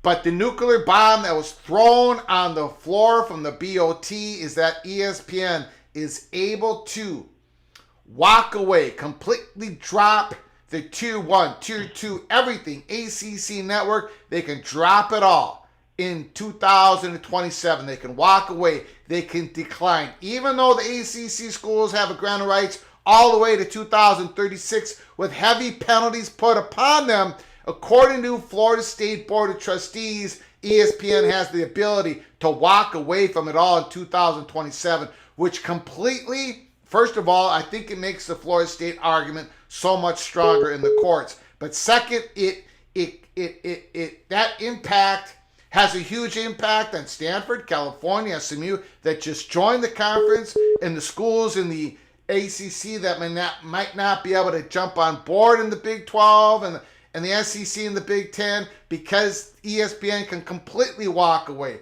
It isn't just about being above 15 members and above to keep the ESPN contract going. The numbers don't even matter. ESPN can completely walk away from the remaining ACC in 2027 according to the contract. Holy smokes. Lewis, Mr. Blue Devil, hold on one more second. Super chat, then Kate Swan. What about Florida State, Miami to the Big Ten? Notre Dame also joins us as an Olympic sports member. Clemson and USC to the SEC. That's possible. That is possible. I'm waiting for Miami and Clemson, waiting for their response because they have no ties to them. They can do a response. Immaculate just said he didn't think maybe it would happen today. I'm waiting for it. I'm keeping our head on a swivel. Lewis, the floor is yours. Thank you for your patience, Mr. Blue Devil. I appreciate it. What do you got to say, sir? Well, it's time. It's Christmas and time to send Christmas cards, and FSU has sent a special card of their own to Jim Phillips into the ACC with this lawsuit. So Merry Christmas. But that's a huge issue. That really means if that's the case, if that ESPN can walk in 27, there's not mutuality of obligation. Yes. There's all kinds of issues Immaculate touched on earlier that really weakens the argument. So what do? If you have the right to terminate, you negotiate for a lower amount. You say, we're going to walk away in 27 unless the rights are $10 million a year. And what do you do? So that's incredible. If that's indeed the case, they've kept this GOR under lock and key. The lawsuit will inevitably cause that to finally be produced publicly. I still don't know how they can keep under lock and key with so many public universities signing that, but that's another topic for another day. But what amazes me, and I'll get to a couple points and get off. I know a lot of people want to call, is I obviously have ties to Duke, being an alum there, and also know a lot of people, a lot of ACC schools. There's still a segment of the ACC population that believes that FSU is there till 2036. They're just completely, either head in the sand or just incredulous of the fact that this conference, just like the Pac-12, this conference won't disintegrate like the Pac-12, but it is going to be weaker. The ACC, as we know it, is over, or it's inevitably going to be over by probably 2026 or 2027. And now everybody needs to find another home. A deal has to be made. There's a time to make a good deal. But the main issue that the ACC and the Big 12 have to find some common ground, in my opinion, because who are the top 12 in the playoff this year? They were all schools that were either the Big 10, the SEC, or a school that wants out of the ACC. That's all you had. And so the rest of the teams in the Big 12 and the ACC, if they want to remain relevant, probably need to work together. So there's an opportunity for that. So it may not be a poach, but we're definitely seeing some changes, but there's no way FSU is staying in the league until 2036. But this was the bombshell, and they moved quickly. Yeah. And we have to brace ourselves, see what happens. I just can't believe people are still naive to the fact after what we just went through. It's happening, and it's disappointing, and now everybody has to find a new home. I'm hoping from the standpoint of a West Virginia fan, perhaps that'll mean more teams in West Virginia's conference, or West Virginia's part of the country. This ACC grant of rights has caused that issue, so that might end that. And it's just inevitably the market. My final concern, the final point, is I do hope, though, that schools that are outside of the power classes are able to compete, because I think it would be bad for college football if we ended up with just 20, 24 teams every year that have a chance. It's always good to have some variety. We'll see what happens over time. Crazy times. Have a great Christmas. Look forward to the rest of your show and the calls. Louis, thank you for the great call. I want can I steal your phrase of no mutuality of obligation? I'm going to steal that. Is that okay? You can't, but just understand, I'm not being paid for that advice. It is what it is. If that's the case, I still have a hard time believing that's the case. I'd always been told, and it was always out there, that 2036 was in exchange for the ACC network, and it bound the parties together. Not that ESPN has an out, but you give a party an out, it gives them leverage to renegotiate. Is that really I'm not, if that's the case, I'm saying if that's the case, because we don't know. That's what FSU is saying. If that's really the case, that's a huge game changer in this whole thing, as we all know. Mutuality of obligation. I'm officially stealing it from Louis, the legendary caller. Thank you so much, sir. Hey, Merry Christmas, Greg. Merry Christmas, everybody. Appreciate it. Thank you. Ask Immaculate. Great cause. Immaculate says equal consideration. That's not equal consideration. Now, I'm not... Yeah. That is a bomb. Holy smokes. Call from Kurt. Can you hold on 1 second? Yeah, I got you. I appreciate it. Super Chat Jim Bagley. It's been an exciting year. Thanks for the great coverage. Thank you, Jim, for your continued generosity to the show. Thank you so very much. If you're new to the show, please subscribe. Get yourself notified. We can come up at any time. We've done a late night show. We've done early shows, lunch shows. So you got to get yourself notified, because we can jump up at any time. We do episodes, live shows. We have early peak episodes, drop and cloak and dag, a little bit of negative information. We have those for early peak membership only. So hit the join button to become an early peak member. But for those who are with us for the very first time, hit that subscribe button and smash that like button if you like our content. We thank you so much. Caller, I'm sorry I did not get your name. Sure. Go ahead. The floor is yours, sir. Hey, good morning. Want to apologize if my voice sounds raspy. Half of Orlando seems to have a flu right now.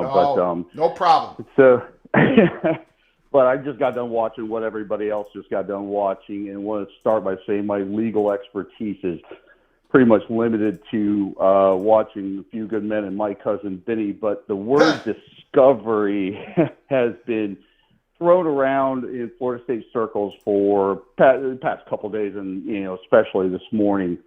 And my understanding of that term, and if a lawyer calls in later can correct me if I'm wrong, but it's largely all parties in a legal dispute have to put all their information on the table. So the ACC, the ESPN, and I think perhaps maybe to a smaller degree the CFP would have to disclose all communications, whether it be text, phone calls, emails, and actual documentation. And from speaking to a friend of mine who is a lawyer, she has stated that process often gets ugly, and a defendant, which I guess in this case would be the ACC and ESPN, would probably not want to have all of that information available for all to see because it may be damning.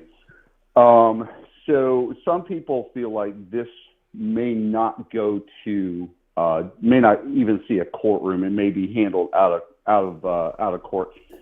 I've heard people mention that, if that happens, Florida State may be able to get out of this grant of rights $572 million fee for $0.0, which I would love as a Florida State fan and alum. And apologize, I just tuned in. I guess you guys have been live for a while, so but yeah, I feel like Florida State has, with this meeting from the Board of Trustees, pushed all of their chips into the table, in the center of the table, and said, okay, hey, we are finally moving forward with this. I feel like probably the CFP snub, in my opinion, I don't know if it's yours, but may have been the final straw. That in the comment by Bill Hancock in a reply to Senator Rick Scott, in which he wrote, if I quote correctly, referring to the ACC as a so-called Power 5 conference. Whether he meant it that way or not, or took it back or clarified, those words are out. And, that may have been the, last, straw that broke the camel's back for Florida State to realize, to know, hey, listen, we've got to get out of this conference. I grew up in northern Indiana as a young boy, so I'm very familiar with the Big West, or the Midwest and the Big Ten. Yeah. Midwest, Big Ten. Yeah. Every member of my family went to Indiana except for me, so I'm, I'm the black sheep in that bit. But I would love to have Florida State making road trips to Michigan, to Ohio State, to Wisconsin, Nebraska. Schools like that. I would love that. That would be fantastic. And I feel like, the relationship with Florida State and the SEC there is no relationship. Even if the SEC offered now to bring in, Florida State and maybe even Clemson or UNC, that may be largely a reactionary move to prevent the Big Ten and also Fox Sports from getting a foothold in the southeastern United States. Would you agree on that? Yeah. And I look, you talked about the straw that broke the camel's back. Yeah. I think so, but this was going to happen anyways. Yes, even without the playoff snub, this was in the works. We were told in December 26, 2022, we reported it, and we've been reporting it for now about 361 days, that the first quarter 2024, Florida State was going to put their stake, the spear in the ground, and make a declaratory statement. But it happened 9 days before, 10 days before, so we take the big L on that one. So this was always in the works. This was always in the plan. But yeah, it sped up because of the college football playoff snub. So yeah, but I appreciate the phone call, sir. Thank you, Greg. Great show. Thank you so much. Please call again.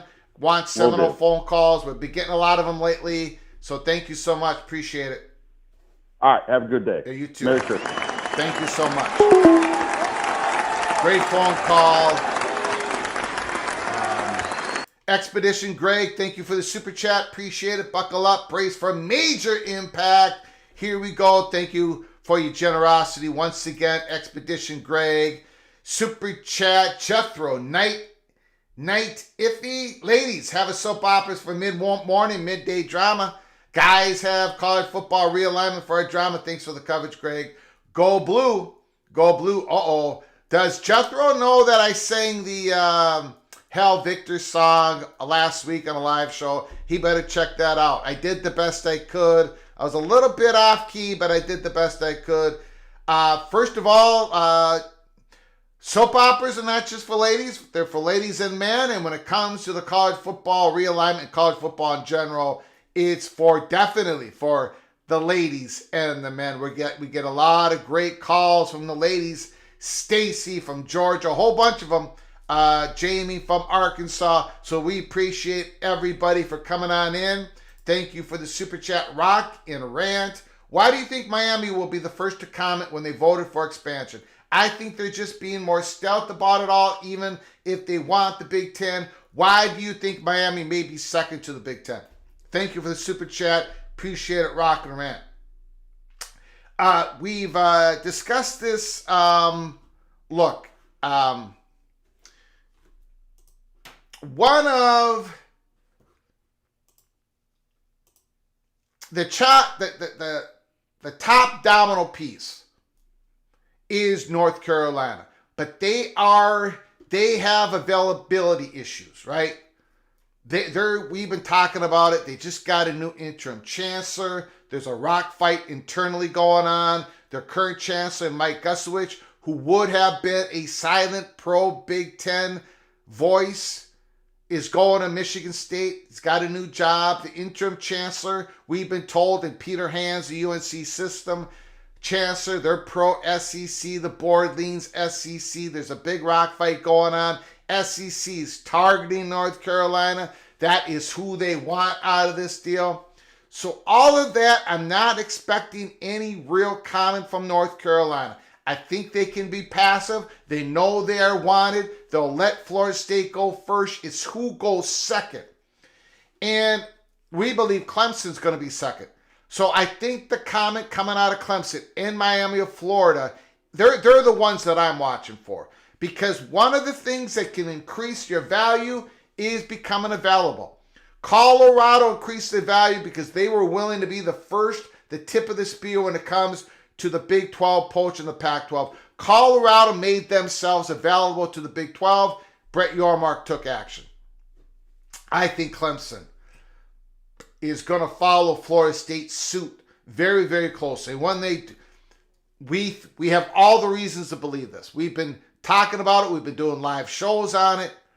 And then Miami of Florida, if they're able to get themselves available. Miami of Florida, they're a private school. They AAU. They're not tied. Virginia's tied to Virginia Tech. There's going to have to be some work done there. North Carolina could be really tied to North Carolina State if the North Carolina Board of Governors proposal in October, where it states, if that passes, it hasn't passed yet, but if it passes, that means if North Carolina wants to go and change conferences, they're going to have to put out a financial plan, a whole plan, and it has to be laid in front of the North Carolina system president, which is Peter Hans. But guess what? Peter Hans also is over North Carolina State. He's over 16 public North Carolina universities. So my point is that North Carolina, Virginia, they have a whole bunch of things to work out. Whole bunch of things to work out before they can truly become available. North Carolina has no worries because they're the number one target of the SEC and really the Big Ten. But they don't, look, Miami of Florida is going to have to take advantage that they can go out and get themselves available. Clemson, same thing. So that's why I'm looking at Clemson's and Miami of Florida's reaction. Now, Immaculate and others may be correct in their assessment. We may not hear from them today. But I got a feeling that we're going to get something, at least out of Clemson. Because we have been leaked so much information on this. I think we're going to get a comment here from Clemson. We're waiting for it. Keep your head on a swivel. Keep your head on a swivel throughout today, throughout the weekend. Of course, we're close to Christmas here, so maybe not, but keep your head on a swivel when it comes to Clemson and Miami of Florida's reaction, but especially Clemson. Thank you so much, Rock Rant, for your super chat. The phone lines are open. We're going to be here as long as you need us. Give us a call, 763-260-1333. Would you say Clemson comments before Christmas? If I had to put, boy, that's tough. I would say yes, but I would say yes. Patrick from Nicole Arbach, Florida State lawyer, says that ESPN has, yes, we went through that. That is the nuclear bomb. That was the nuclear bomb that was put on the floor of the Board of Trustees meeting. That ESPN has the right to extend or decline the tier 1, the tier 2, the whole ball of wax, the media, the ACC network, the whole thing. ESPN has the ability to walk away in 2027. So there was no sharing of consideration, no mutual obligation. I'm stealing that from Lewis, from Duke Blue Devil fan. In other words, every ACC school, Call from Adam. Okay, hold on one second.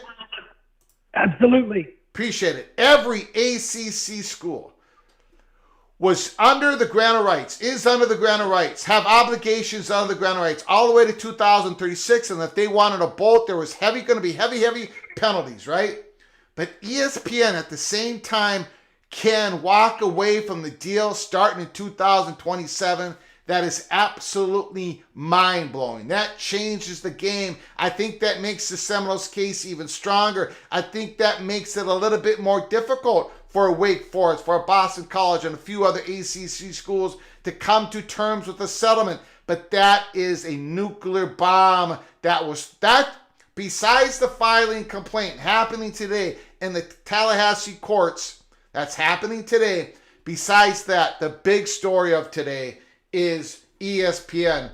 Wow, being able to walk away in the deal of 2027. That means that Stanford, California, SMU joining the ACC, that media deal might not even be around in 2027. That is a massive, massive nuclear bomb that went off today. I apologize to the caller. The floor is yours. Thanks for your patience. Thanks so much, Greg. A few quick points to keep it short for others, and love to get your feedback on these three. First of all, I find it very hard to believe that anyone could still be under the delusion based on what we've learned in the last 2 weeks, and especially today, that ESPN didn't have anything to do, anything substantial to do with the teams that did and didn't get into the college football playoff. I think that myth, to the extent that it was, truly viable, has been completely exploded. Number two, the concept of discovery, which based on connections that the FSU attorney made today and that others have been talking about on your show and online, means that it's sort of like unraveling a sweater, right? You grab a hold of the yarn and you pull, and it's going to lead you into other agreements like the ESPN broadcast agreement and other things. Bear in mind, too, that there's action that's being demanded by the Florida Attorney General, by the senator and the governor. Caller earlier made the point that the other AGs in southeastern states are likely to piggyback and get on board with this. So all of that is to say it is highly unlikely that that ESPN and the ACC will want full discovery and disclosure of who knows what. That's the beauty of it. Discovery leads to things that are known and things that are unknown and unsuspected even. And so I think that makes it very likely FSU and anybody else in the ACC who wants to get in on this action in a legal sense, has a really strong footing, I believe, at this point. And the last point that I'll make is that I think based on the bombshell of the 2027 unilateral bargaining position of ESPN vis-a-vis the ACC, that means, I think, in the context of all that we're talking about here, it's likely, I'm not an attorney, but I can think my way out of a wet paper bag. It seems unlikely that FSU will be pressed to be on the hook financially for much beyond 2027 at the latest. So I appreciate your show, appreciate the opportunity to contribute. I'll hang up and listen to the discussion. Beautiful, beautiful call. Thank you so very much. Unbelievable. I happen to agree with all your points, but that's not why it was a beautiful call. It was concise. Holy smokes, articulate. Way you stated it. You stated so many things way better than I could have ever said it. Please call again. Absolutely. Beautiful phone call. Yes, you contributed a whole heck of a lot. Thank you so very much. We do have breaking news. We do have breaking news, ladies and gentlemen. Breaking news. Hold on one second. Breaking news, PATC community. Keep your head on a swivel. We're going to put it up on the screen right now. Breaking news. Of course, I just screwed it up. Breaking news. Hold it on. Hold on. There it is. I know it's difficult to see. I'm going to read it. This is a statement from the ACC Commissioner Jim Phillips and Jim Ryan, the chair of the ACC Board of Directors, on the Florida State's Board of Trustees meeting. Florida State's decision to file action against the conference is in direct conflict with their long-standing obligations, and it is a clear violation of their legal commitments to the other members of the conference. All ACC members, including Florida State, willingly, knowingly re-signed the current grant of rights in 2026, which is wholly enforceable and binding through 2036. Each university has benefited from this agreement, receiving millions of dollars in revenue, and neither Florida State nor any other institution has ever challenged its legitimacy. As a league, we are proud of the successes of our student athletes and that the ACC has won the most, the ACC has won the most NCAA national championships over the past 2.5 years, while also achieving the highest graduation success and academic performance rates among all FBS conferences. So it is especially disappointing that Florida State would choose to pursue this unprecedented and overreaching approach. We are confident that the grant of rights, which has been honored by all other universities who signed similar agreements, will be affirmed by the courts, and conference's legal counsel will vigorously enforce the agreements in the best interest of the ACC's current and incoming members. Now, that is Jim Phillips' response to Florida State's reactions. I think a lot of that was predictable. I think the middle paragraph should have never been in there. It does not matter if the ACC has won the most national championships over 2.5 years, graduation. The world is changing.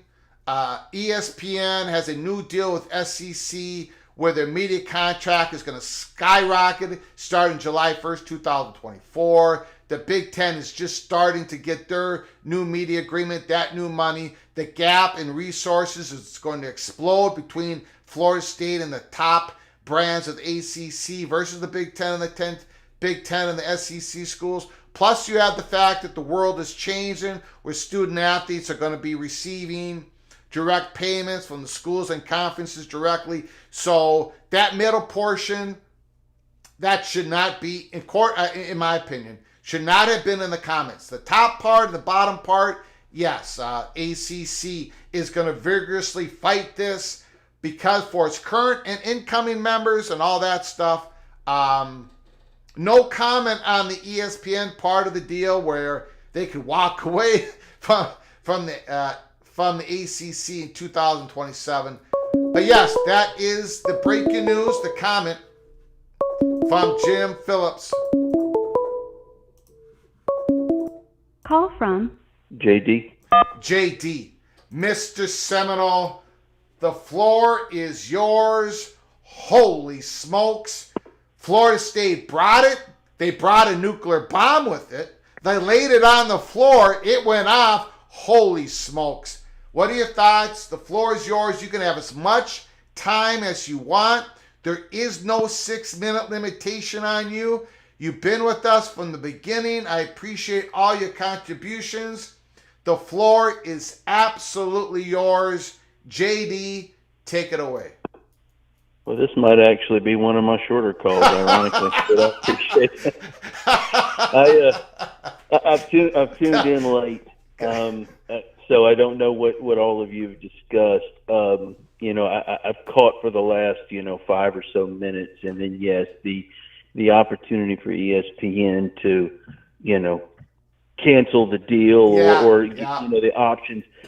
There's after the broadcast, the meeting, I tuned in and I was listening to a couple lawyers talk about it online, and there's several different spots. There's several different reasonable claims. One of the ones that I caught at the end was the Board of Trustees member, and I can't remember her name, who's also a lawyer. When she was talking to General Counsel, we don't even know if the version, the last version that the members signed, we don't even know if that was the last version of the grant of rights. There could have been an amended version after that. If you look at the grant of rights that's posted online, okay, it's only, like 2 pages? But there's a signature page for each additional member institution. So whichever representative from that, which of course is going to be the president of the universities, there's a signature page for each one of those. How do we know that wasn't just reapplied to a revised grant of rights? Yes. And they weren't even informed. I mean, there's so many things. Plus, there is, if this, and trust me, as we talked before, this is not going to go to an actual court case where people are being, on the witness stand and so on. It's not going to get to that point. But with Florida, the antitrust laws, the sovereign immunity and so on, the ACC would be more or less not suing FSU. They would be suing the state of Florida, is what they would be doing. So there's just a lot of wiggle room and a lot of things at FSU to get out of it. If they wanted this to go on 5, 6, 7, 8 years, could they get out of it? I think they could, and I'm not a lawyer, obviously, but they have created the path for the quick settlement. And whenever I've talked in recent phone calls and I said there's no way it's going to be $500, $600, $700 million buyout, that wasn't from my opinion. There were people that had direct knowledge or a really good idea what FSU's plan was. They were suggesting it's not going to be anywhere close to what people think. And those folks, like yourself, have been right this whole time. So the only thing I've ever really disagreed with you on is we don't know the final settlement. We'll find that out soon. But and I say soon, I would imagine in the next 7 or 8 months. But yeah, I just it's a day that we've been waiting for with bated breath. I mean, it's just it's people that aren't familiar with FSU's plight against the ACC. They just thought we were just whining and complaining. It's never been about its member institutions, the ACC. It's been in the best interest of Tobacco Road. The people associated with UNC, associated with Duke, it's that general vicinity. If you're in the Tobacco Road clique, okay, everything is in their best interest. I could get into some conspiracy theories that you would think I'm crazy. I could probably prove. I think I could convince you I'm right if I had enough time. I think I got the evidence to prove it. The FSU fan base has soured towards the ACC in the last, 15 years because all we've ever been is their cash cow. They don't ever give us the benefit of the doubt. They don't ever do anything. So there's been kind of a little bit of an acrimonious relationship between the FSU fan base and the conference. But this is just further evidence. I mean, would you, in your opinion, who couldn't look at the things that we're finding out today and suggest there's been some significant malfeasance? I mean, just pure out deceit. I mean, is that too strong of a statement? No. And I could go in and spend an hour telling you about some of the things Swapper did, trying to convince FSU and others to sign the deal, and the nepotism between his son, Raycom, the Tier 3 rights. We can go through this whole thing, and I'm not going to bore your listeners. Well, Ira Schaffel, I don't know how to pronounce. He's a Florida State guy. Schaffel? Ira Schaffel, yes, sir. Schaffel? How do you say his last name? Schaffel. Yeah, Ira Schaffel. Ira Schaffel said he just put a tweet out because there is the 38-page lawsuit is out there in public. I'm not going to go through it here on this channel, but if you want to go check it out, people in the chat, the 38-page lawsuit, Florida State, is out there. Interesting note that Florida State doesn't seem to believe ESPN really made the ultimatum that the ACC grant of rights had to be extended in 2016. We were already in handcuffs, an FSU source said. Then they decided they were going to apply a second set of handcuffs. So that's from Florida State's perspective. I also want to add one more thing in before we get back to JD.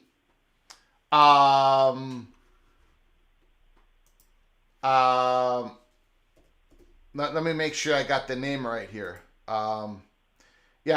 Jim Ryan. Jim Ryan, when I posted that, and I failed to mention this, my apologies. When, interesting point, when I posted the Jim Phillips response, that was from Jim Phillips and Jim Ryan, the co-chairman. Jim Ryan is the Virginia president, University of Virginia president. So that was coming from him as well. Again, Virginia's hands and arms and legs are all tied up with Virginia Tech. We reported that a few weeks ago. I do not expect any.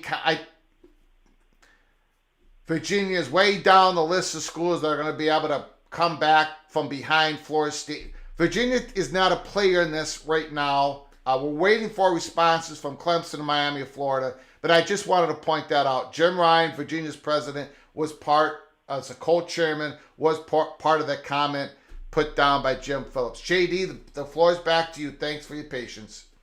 You know, I heard the Jim Phillips statement from a conference commissioner. Didn't that sound kind of weak? Yeah, I thought the middle part was poor. I don't know why that was put in there. He says that in every speech. Yeah. The preseason football, the ACC media days and so on. Instead of talking about football and everything else, he spends all of his time talking about their success in all the other sports. And don't get me wrong, the other sports are important. FSU, like I said, our women's soccer and softball teams are right there behind the football team as far as, a following and a love for them and everything else. So that's part of what this is. Football's always going to get theirs. But when you have such a disparity in revenue, your Olympic sports are going to take a hit. Well, then again, you and I had this conversation a while back. You're going to have Title IX implications. There is just an unending list of problems that arise from the disparity in revenue, because if you don't compete in football at the highest levels, then you're going to have a trouble funding your other sports, because those are getting more expensive too. Yeah. Everything is going up. And, again, the one thing I'm kind of tired of I'm tired of FSU. As an FSU fan, we don't want to be the center of attention on conference realignment issues. We just want this done. Mm-hmm. We're more than happy to let Miami or Virginia or UNC or some of the other ones to be the center of attention if we can just get our deal done. Let's just get our deal done, and then y'all can have all the publicity because we want to be known for competing at the highest levels and being successful. That's what we want to be known for. Yeah. And then I'm glad Peter Collins addressed something that I think I talked to you about a while back, but the sunshine laws in the state of Florida, and like I said, he did such a good job just from the very jump, explaining why they have to do this so much in public. When I forget what the number of board members. In other words, they can't have a group phone call more than like 3 without it being I think a quorum, or it having to be with the conversation being on public record. They have to be very, very careful, and that's any state official. So that's why the whole Florida man is kind of a joke, because people are like, oh, there's all these stories about the Florida man. It's because the sunshine laws, police departments, law enforcement, they have to disclose everything. And when the craziest things happen in every state or every municipality throughout the country, they don't necessarily have to disclose everything unless it's, Freedom of Information Act records request or someone. But in Florida, you have to disclose everything from the beginning. So that's where the whole Florida man thing comes in. But that's why FSU has done this. And now, let's not be naive. They chose it as an opportunity, too. They haven't officially exited the conference.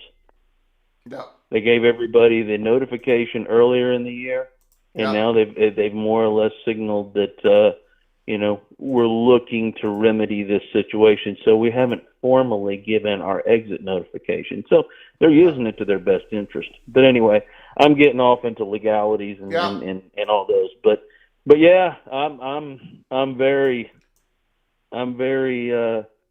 excited. We needed a little boost because the last few weeks have been a little tough. We're actually really tough. Yeah. And, I appreciate the phone call, JD. I told you I was going to keep it short, and I went long again. Sorry. That's okay. This is a day you've been waiting for. We're going to be covering this story like nobody else. So we're going to have plenty of shows, plenty of time. This thing is going to take some turns, some dips, some valleys, some peaks. So hopefully you'll keep giving us your time, your contributions. I appreciate it, Mr. Seminole. Thank you. Yes, sir, and that one I appreciate it. When all this is over, and it sounds like FSU will probably go to the Big Ten, then my future conversations will just be toxic fan stuff. Florida State coming up to Huntington Bank Stadium as a 24.5-point favorite over my Golden Gophers. You better believe there's going to be some elbows thrown. Thank you, sir. Yes, sir. Appreciate it. Yes, sir. Yeah. Thank you. Have a good day. Yeah.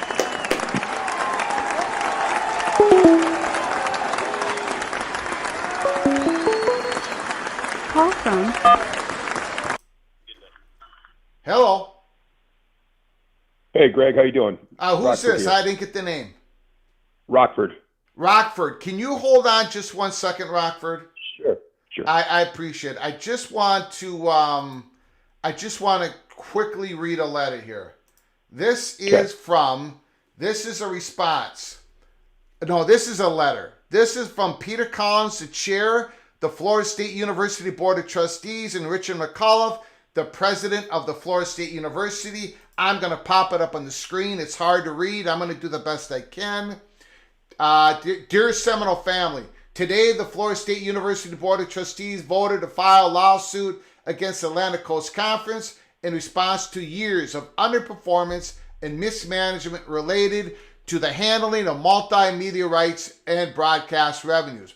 While the decision to file the lawsuit wasn't an easy one, the board vote was unanimous. It represents a turning point in a 30-plus year relationship with the ACC. which we believe has failed in its stated contractual, fiduciary, and legal obligations to maximize athletic opportunities, generate significant revenues, and put its members at the forefront of athletic achievement. The ACC's underperformance has locked Florida State and other ACC schools into an inferior broadcast contract that leaves them with less revenue, visibility, prestige, and leverage than the other Power Four conferences. As a result, the ACC will soon be tens of millions of dollars behind other Power Four conferences, a gap that will widen over time and put FSU at a distinct disadvantage in the national competition for dollars to fund institutional advancement and to appear in the most elite athletic championships. Meanwhile, the ACC grant of rights and severe withdrawal penalty prevents Florida State from exploring its fundamental right to realign with another conference and thus capture the full market value of its own marquee brand. The combined effect of these draconian measures would cost a member $572 million to leave. Florida State's leadership has tried repeatedly to resolve these issues, but we have been met with inaction. This legal action has become necessarily and is painfully apparent that Florida State's athletic ambitions and institutional priorities are no longer being served by ACC's leadership. The lawsuit claims restraint of trade, breach of contract, and a failure to perform. It also challenges the legality of the withdrawal penalties. Without the court's ruling on these key issues, we cannot reasonably assess whether to exercise our fundamental right to withdraw from the ACC as allowed by its constitution. In closing, we thank you, blah, blah, blah. There it is. There is the letter from Richard McAuliffe and Peter Collins. And I think the biggest takeaway from that is they can't really see where they are in the landscape of college football, their true value, although there's been a lot of third-party talks, until they can escape the ACC, at least do a withdrawal notice. Caller, thank you for your patience. The floor is yours. Okay, that's a good letter there. I joined a little bit late, just about 15 minutes ago. I'm not sure if you mentioned Nicole Auerbach's tweet from maybe 23 minutes ago. But she states, very interesting, if the exit fee, this is from the 38-page suit, if the exit fee and or the GOR are deemed illegal or unenforceable, the board also asked the court for FSU to be deemed to have issued its formal notice of withdrawal from the ACC under Section 1.45 of the ACC Constitution, effective August 14, 2023. So that's 9/10. That's 4 months ago. Oh, holy smokes! This is a concerted effort here. There's a full court press. You know, they're looking back at that date in August. So that kind of tells us they want to, you know, they want the court to, the Florida court in the county that they're in, which you got to get some lawyers on to discuss that further. But you know, you're talking about an effective date of 4 months ago. So that date was August 14th, 2022 or 23? 23. Yeah. Wow. Okay. So that's in the suit. And they're basically, it sounds like, you know, they're not going to withdraw later. They want these reductions in penalties or throw out and enforceable, and with that, we're out. Yeah. So today's is not an official notice of withdrawal. It just isn't. But if they get the ruling their way, where the grant of rights and all this stuff is not enforceable and everything, then automatically we kick in. We do have the notice of withdrawal, and let's make it August 14th, because it doesn't really matter between now and August 14th. I don't know if that's that date means anything. It is. I got the 1.4.5 withdrawal. The members a part of the ACC bylaw up on the screen right now for those to look at it. That August 15th, I'm going to read it, the first paragraph. To withdraw from the conference, a member must file an official notice of withdrawal with each of the members of the commissioner on or before August 15th for the withdrawal to be effective June 30th of the following year. So what Florida State is trying to do here, they're trying to fast track this. If any of this gets thrown out or whatever, or if they get a settlement with the ACC, the notice of withdrawal happens August 14th. Okay, so they're out. So they would want to be in a conference, and we believe it's going to be the Big Ten, on starting officially July 1st, 2025. Yeah, makes sense. Yeah, so, but see, if you officially withdraw from the conference, then there's obligations to Florida State. One of the obligations, again, it's on the screen here. You have 30 days to pay off whatever you owe to the conference. So again, there's no reason at all for Florida State to make an official withdrawal notice today. But they did make a declaratory statement, filing a lawsuit. So that all that makes sense. Very interesting. Thank you, sir. You're welcome. Wow. Man, there's so many things to this. Holy smokes. So what do you think, sir? What happens next? What do you think's going down here?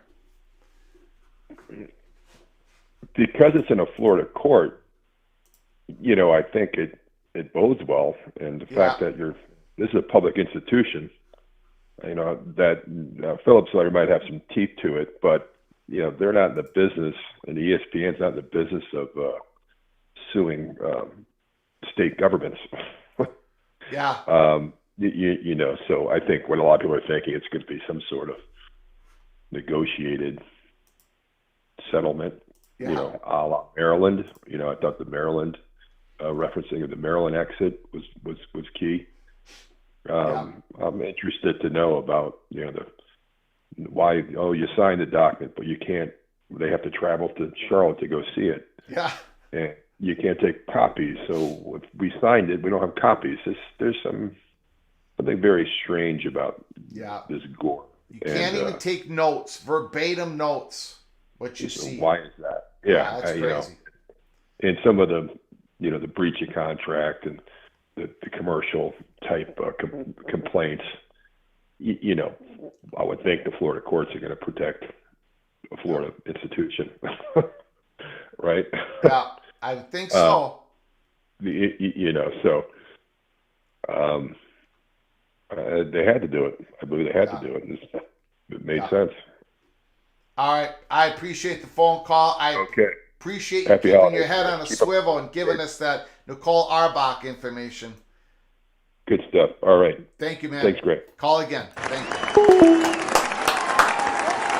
Great call. Again, if you're new to the channel, please subscribe to the channel. Smash that like button. If you want to support the channel through a donation, hit the $sign, make a comment. We'll get to as fast as we can. Ryan Willie, the Evil Badger. This is better than any soap opera. The mudslinging has started, and I agree with Immaculate's comment about ESPN dropping the ACC. Yeah. I mean, if they can walk away in 2027, that gave ESPN the potential to do that. But then again, the way the ACC is constructed, it was a great deal for ESPN. It's been a great deal for ESPN. But, things are happening. Thank you, Ryan, for the super chat. Appreciate it. Lewis, Mr. Duke Blue Devil, legendary caller. Merry Christmas, PATC. The only certainty about college athletics is that it's uncertain. Thank you, Lewis, for your super chat. I appreciate your friendship, your incredible calls, your incredible contributions to the channel. Thank you so much. Adam Vulture, thank you for the super chat. Big news, blood in the water. ACC statement means nothing. No schools could be scrambling.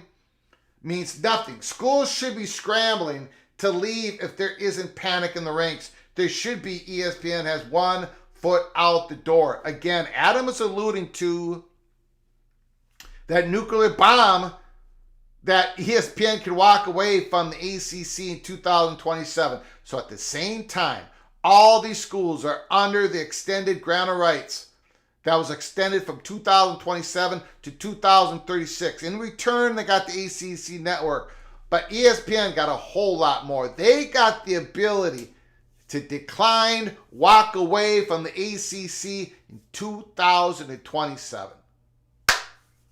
Did Stanford know that when they signed on the deal? Did California know that? Did SMU know that? Did they? Because remember, when they signed on the deal, they had to sign within the current grant of rights. It didn't change the grant of rights. It didn't open it up. And this is why the ACC, you know what? I won't go down that rabbit hole. I'll leave that one alone. Thank you so much, Adam, for the super chat. John, ACC, get Stan, Cal, Duke, Wake, SMU, Tulane, Boston, Syracuse, Rice, Pack Reborn with Washington, Oregon State, Paul, and all the thank you so much for the super chat, John. Could there be a private a private conference made up of private universities on the Eastern Board? I don't know. I don't know if Notre Dame would be interested in that type of, I don't know. There's so much going on. Plus, you got the Ivy League. What are they going to do in the new world of college football? Their no scholarship thing world that they've created is under attack by the courts. They might have to change everything in the Ivy schools. And if they do, with all the money they got there, who knows what's going to happen there? Maybe you have some sort of Ivy League, formerly known as ACC conference. This is an Oppenheimer ripple effect through college sports and college football. What is going on today? Appreciate it so much for John Teal for the super chat. Thank you, guys. Thank you for all the support. Let's get back to the comments. Let's get back to the phone calls here. 763-260-1333. 763-260-1333. If you're new to the channel, please subscribe to the channel. Get yourself notified. Smash the like button. Also, we have college football's Cloak and Dagger Early Peek. These are the episodes. We put out episodes almost every day for everybody to watch. Early Peek episodes on college football are for Early Peek members only. You get the first drop of information that we get when it comes to college football. We put it on there early in the morning. If you're interested, hit the join button.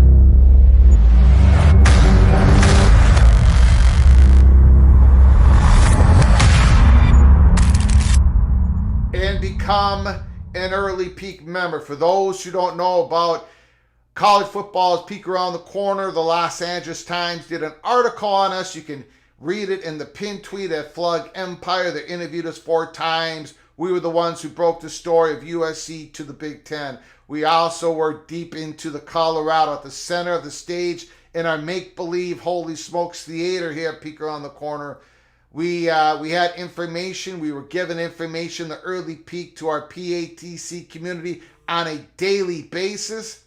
We said Washington and Oregon, that Fox Sports was interested. Everybody knows how we cracked that story. And here we are with the ACC implosion. December 26, 2022, the Florida State Money Perch told us first quarter of 2024 was going to be the time that Florida State put the spear in the ground to make a declaratory statement.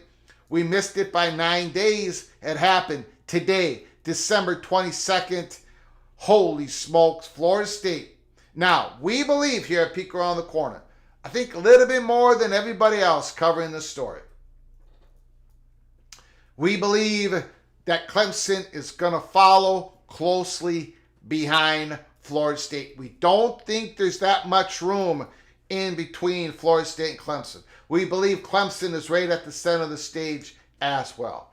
Keep an eye on Clemson. Keep an eye on their comments. Plus Miami, Florida as well. But Clemson, there isn't much space. Clemson wants to get themselves available. Known to the Big Ten and the SEC that they're going to be available, that they're going to follow the same path as Florida State. Keep all eyes on Athletic Director Neff and everybody else connected with Clemson.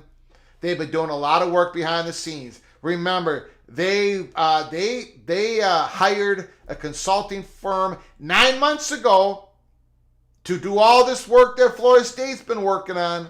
Clemson has been in communication, all type of third-party talks, trying to get their valuation with potential new media partners. Hint, hint, wink, wink. So this is where Clemson is. They're not that far behind Florida State. So we're looking for a reaction from Clemson. We're hoping that we get it today. So keep your head on a swivel. Let us know.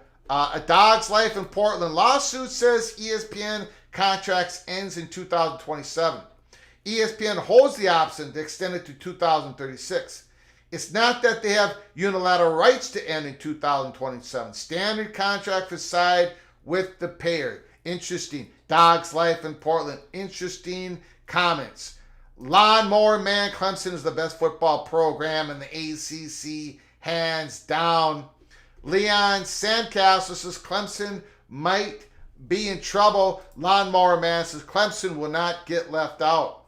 Will not get left out. Toast. Thank you for joining the chat. Sounding like Discovery could lead to antitrust issues for ESPN and Disney. I don't think anyone wants to see the courtroom. I don't think anyone wants to see Discovery happen.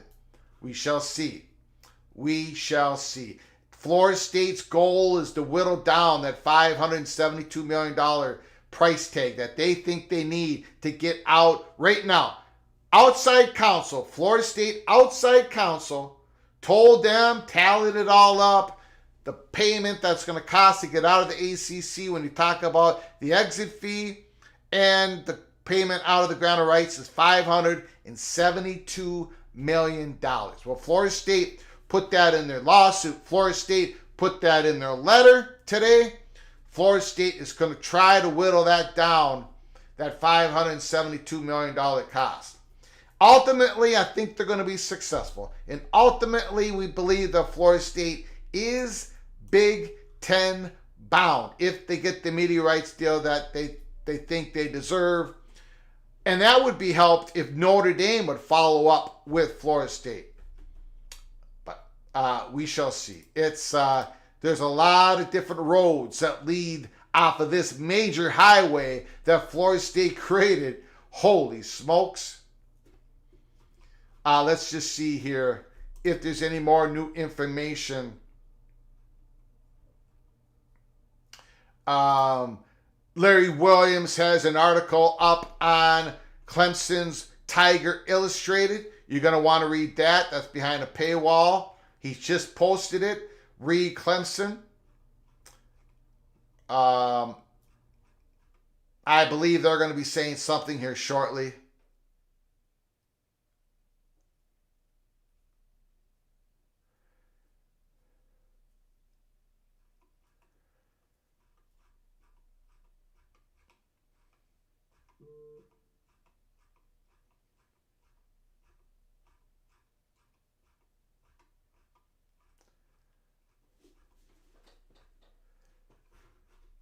Okay, no, nothing there. Hold on.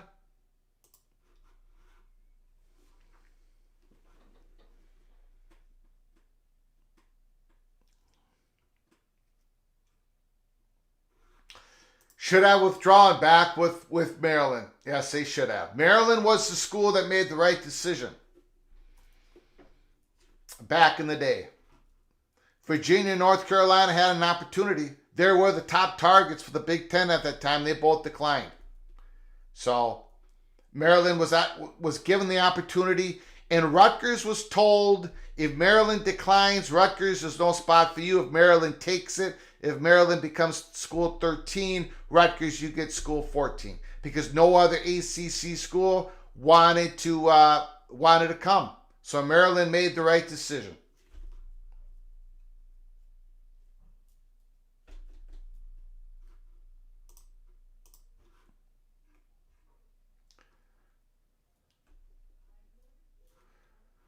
Paul Clifton says Clemson is a Johnny come lately.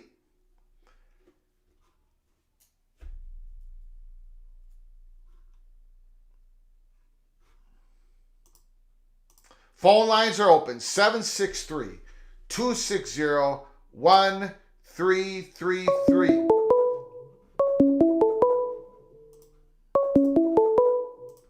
Call from Kevin. Kevin, thanks for calling. The floor is yours. Thanks, Greg. The question I have, and I'll take it offline afterwards, is let's say the teams that are leaving for the SEC and Big Ten, the money that they pay for the buyout, does that incentivize teams like Pitt and Louisville not to leave for like the Big 12? And thanks for the call.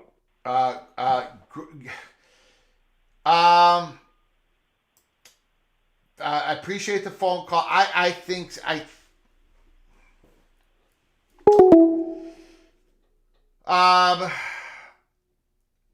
mean, that's a good question. I still think Louisville and Pittsburgh will decide on long-term security over the cash. So I think Louisville and Pittsburgh, especially with this nuclear bomb that went off, that ACC would lose some of the top brands, that ESPN can walk away from the table in 2027. I don't think so. I think Louisville and Pittsburgh are more than ever are going to be incentivized. More today than any other day. They're going to be more incentivized to join the Big 12. That's my take on it. With that nuclear bomb, 2027 is not promised to anybody in the ACC. ESPN can walk away. If these top brand schools can walk out, get a pathway to walk out, some settlement to walk out, man, if I was Pittsburgh and Louisville, I would take my long-term security, knowing that we're going to be an autonomy school, knowing that we're going to be in the room to make the decisions, to compete at the highest level of competition. We're going to be in the Big 12 for when they get their new media rights deal in 2030. I would take that all over. Call from Steven?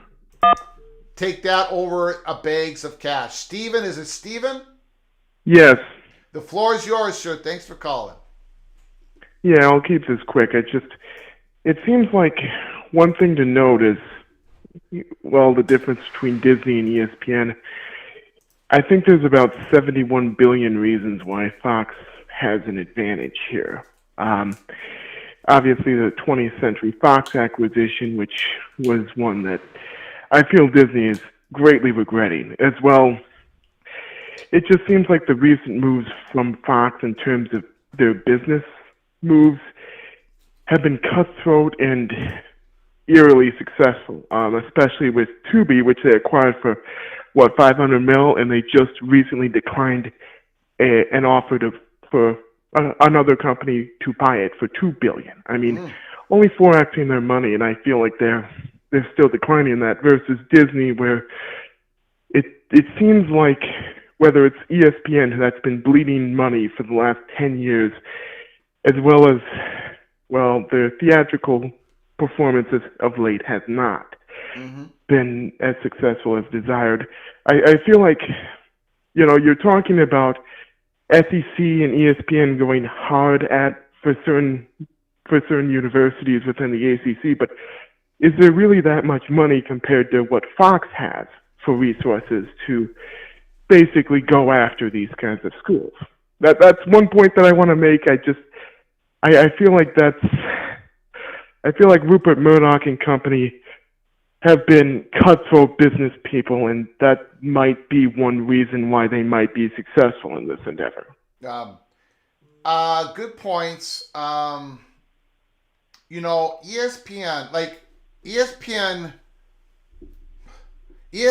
balked at SEC. When they were thinking about SEC going to 9 conference games, 8 to 9, ESPN told the SEC, but maybe you still won't get a bump in pay in doing that. The SEC could not get a confirmation from ESPN. So ESPN is even playing a little bit hardball with SEC. Now, of course, ESPN went big on SEC, and ESPN went big on the additions of Texas, Oklahoma. They're going to massive deal starting in July 1st of this year, 2024, coming up year. Does Fox have more money? Both of these media companies, they have, even though ESPN's been struggling here, how do I put this? I don't think SEC has a strong will to expand to 20 right now. I really think if this implodes, if Florida State's successful, I think the SEC is looking for two additional. They'll go for two schools, and they circle their wagons around North Carolina. Not so much Florida State. So I'm not sure if it's a question of who's got more money in the vault. I think it's more of a who's got the will to and the vision, and does it fit what they're trying to do. I think that's what is causing possibly a little bit of a different in decisions between Fox being more expansive versus ESPN and the SEC. Does that make any sense? Yeah, that makes perfect sense. One thing before I go to note is that there have been recent conversations this past year of because of Disney's recent financial struggles that they have been exploring the selling of their linear networks, ABC, ESPN, and as well some of their recent 20th century acquisitions. That's just one thing to note in this whole story is, will Disney restructure their company and essentially sell off ESPN, because they're already, you've heard of the story of them trying to look for investment partners with ESPN. Yep. That comes about every couple months. Yep. Anyway, I just want to be quick here and note, I just feel like that it's going to be a tough competition between these two markets, but I don't want to get on the wrong side of either one of these guys, but it's just Fox. I've heard the term that Fox sometimes can be a little successful and make kind of some of these business decisions that really, that's $71 billion, man. I think Disney's reeling from that deal. Anyway, thank you so much. Hope you have a wonderful day. I'm gonna head out. Bye. Call. Please call again, sir. Thank you so very much.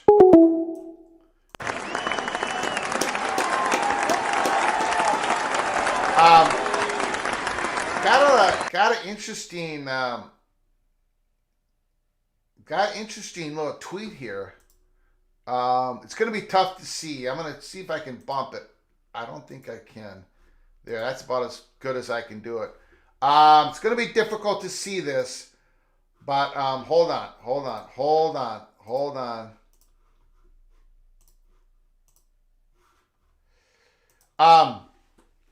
Interesting nugget. This is from Ben Portnoy. Interesting nugget in the Florida State lawsuit. Notre Dame's payments from the league are spelled out. Those usually aren't made public because it's a private university, not subject to FOIA. So I'm looking at the payments here.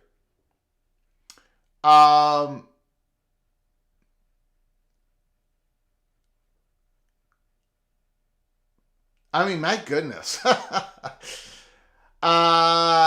Notre Dame is getting a little bit more money than I thought they were getting. Look at 2022 to 23, $19 million. And then it gets bumped up 4.5% each year. So by the end of 26-27, it's $22 million.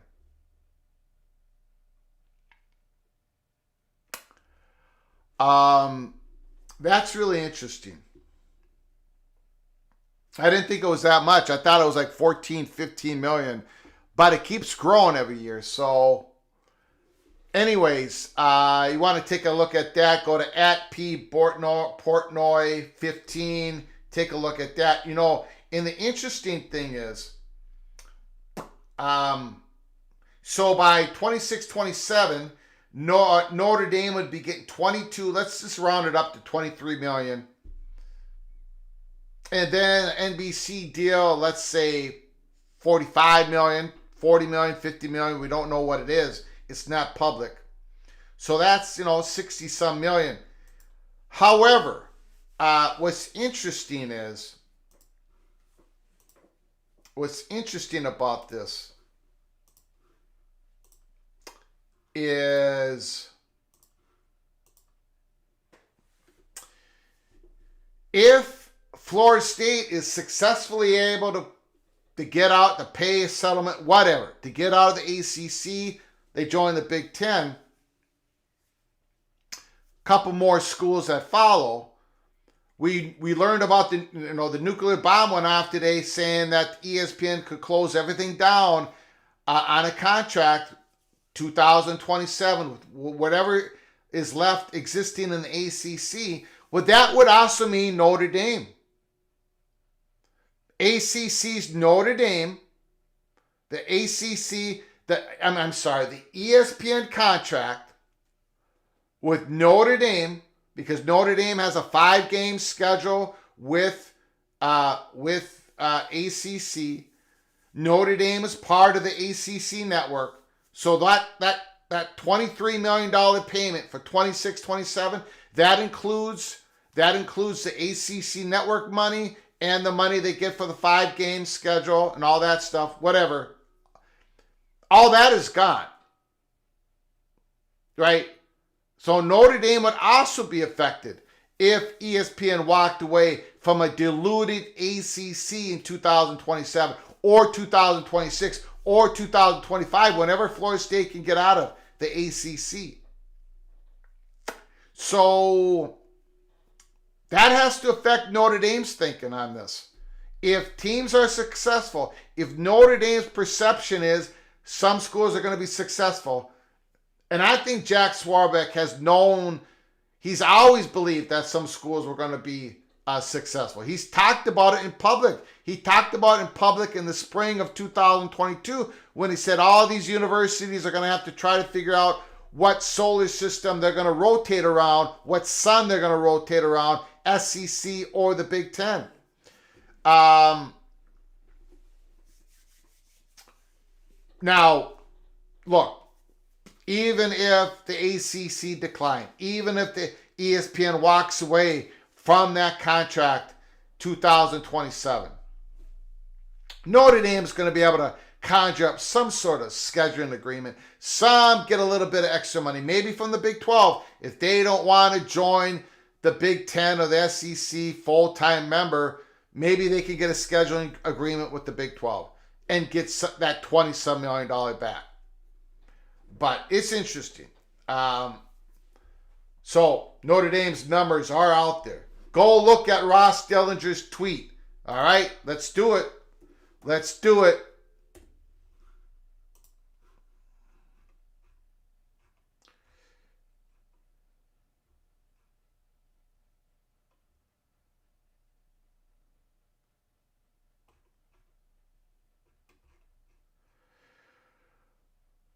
Holy smokes. Breaking news. Breaking news. PATC. Thank you for the heads up in the chat. Wow.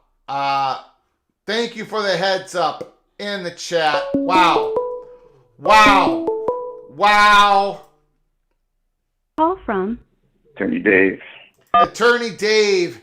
Just in time, Attorney Dave. We got breaking news. Can I Let's hear it.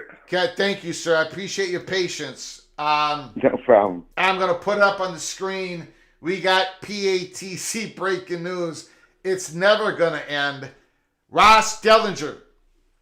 The ACC filed its own suit against the Florida State Board of Trustees yesterday.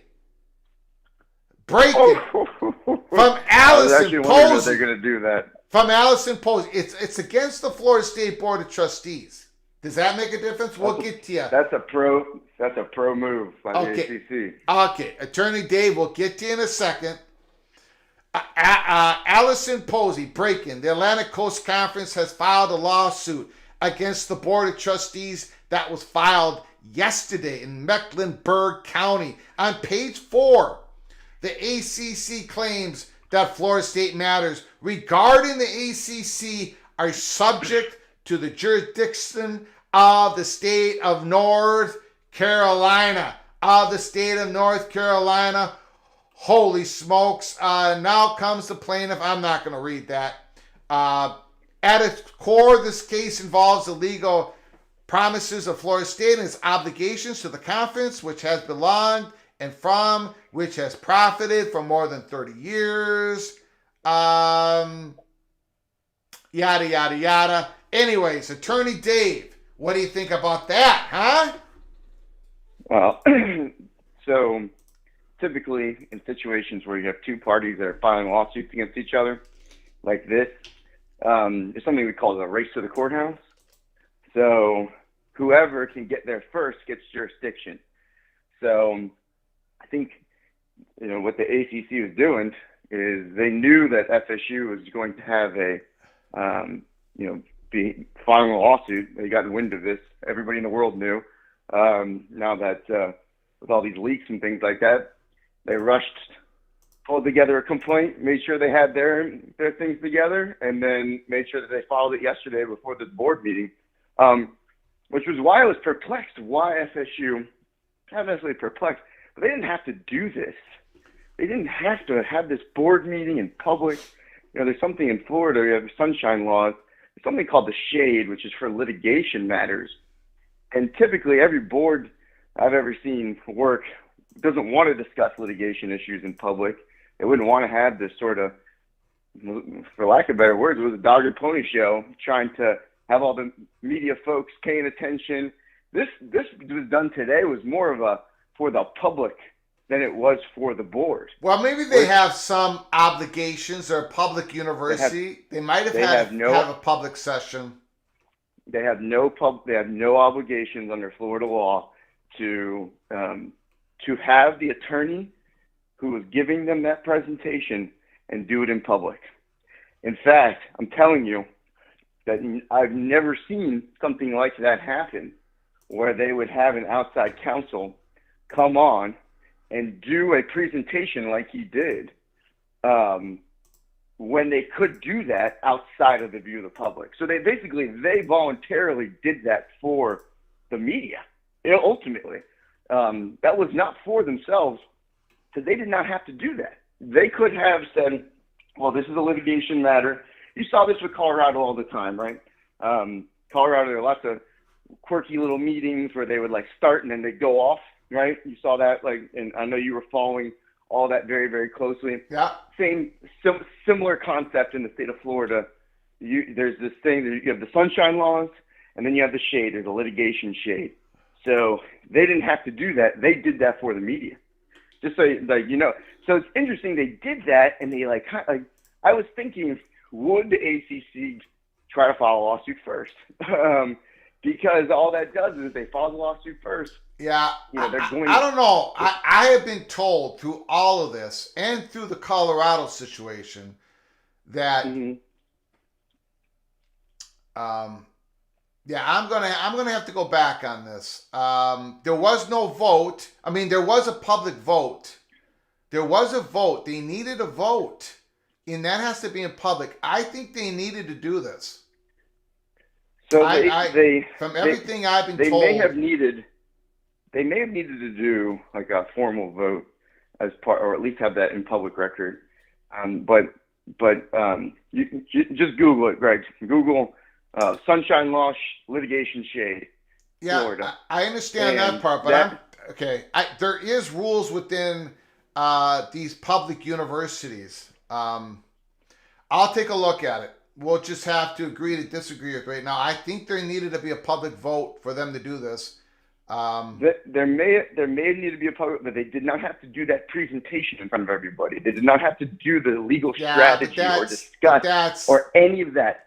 Yeah, but that doesn't. Sure, but that doesn't. So you save an hour, and then you have to have a 24-hour notice. I don't know. I don't know. I don't know. Essentially, I'm not sure if there was anything that Florida State could have done not to give the ACC a head start in filing suit before them. But I'll take a look at it. That's true. Clearly, they have been broadcasting this to everybody.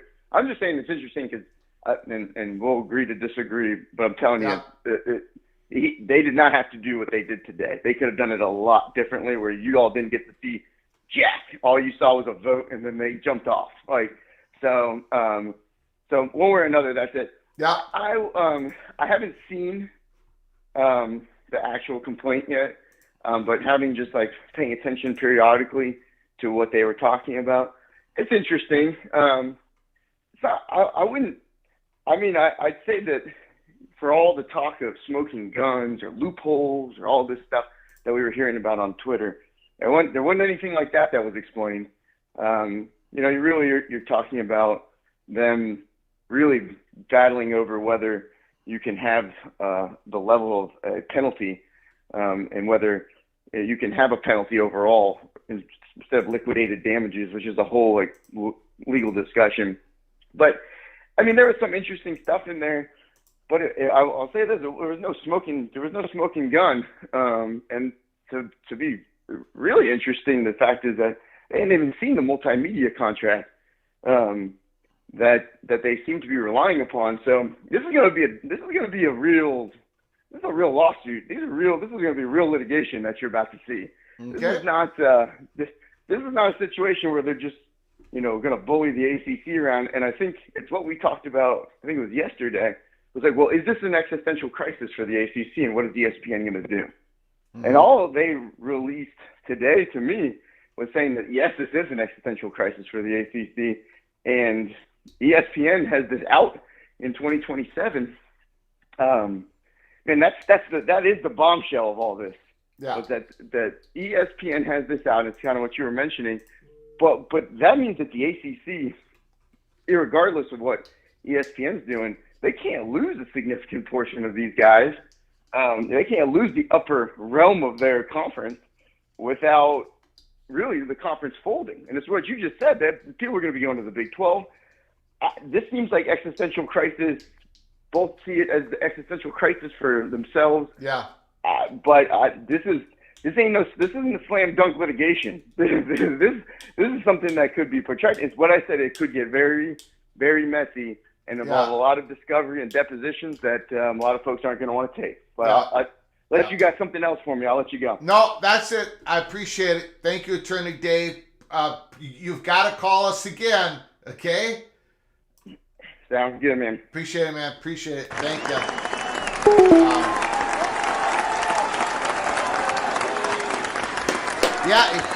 It could be a big old dogfight. It could be a big old litigation battle.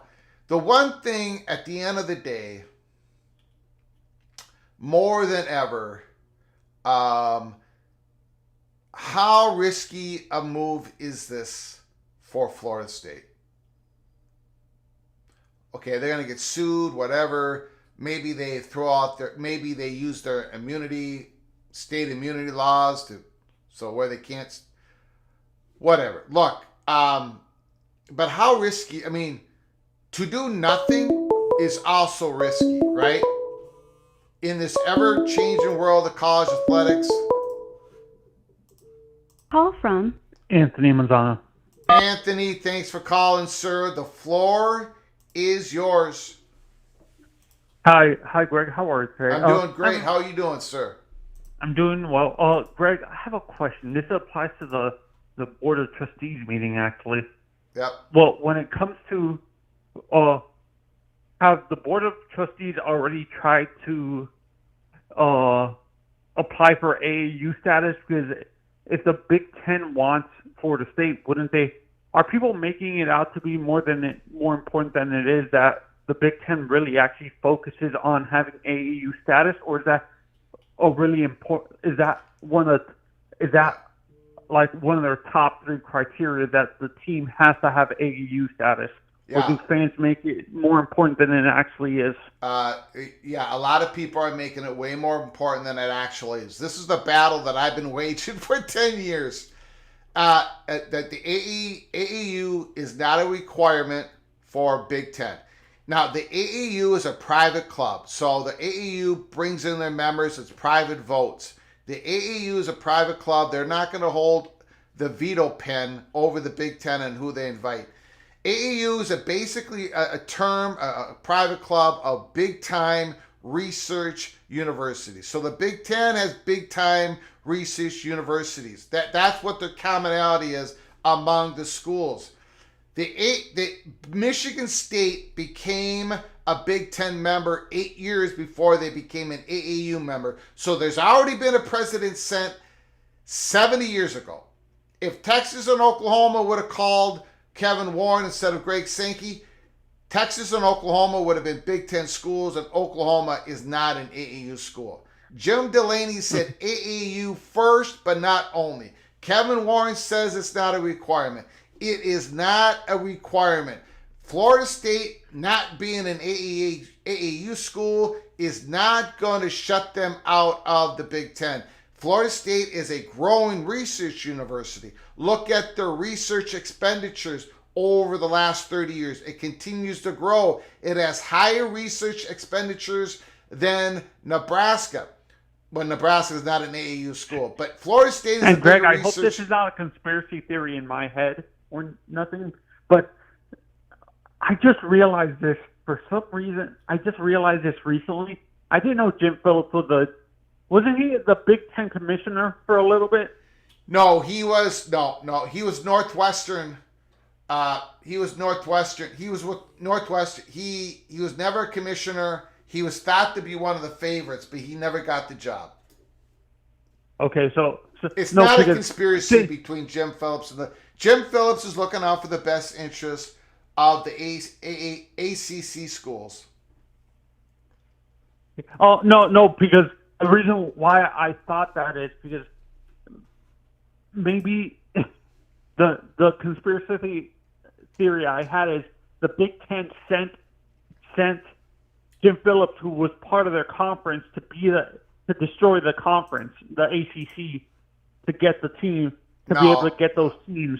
Like, am I crazy for thinking that, or you're not crazy? But there's no conspiracy. There's nothing like that going on. Jim Phillips is working for the ACC schools. It's his job.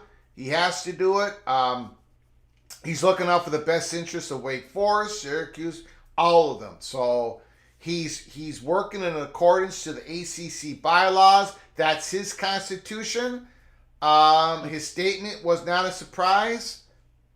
Yeah, there's no conspiracy. There's nothing going on like that. Yeah, and this is an honest question. If you were the Big Ten or the SEC, realistically, which combination would you for the SEC first? I can't hear you. Your phone is. Can you hear me now? Can you Yeah. hear me now? What I was asking is, as an SEC fan first, would you rather have Clemson and Florida State or Miami and Florida State if you had a choice? SEC? Yeah. Well, we believe at Peek Around the Corner that as of this morning, as of being up all night, all morning long, talking to our sources, the Florida State is a big chalk now to become Big Ten member 19. So we don't think Florida State really, there's interest from the SEC, but they're really circling their wagons around North Carolina. You really can't bring up potential North Carolina candidates. You can't bring up potential SEC expansion candidates without bringing up North Carolina first. They are their main target. But I appreciate the call. We got other calls coming in. Thank you, sir. Okay, thank you. Appreciate it. Great call. Thank you so very much.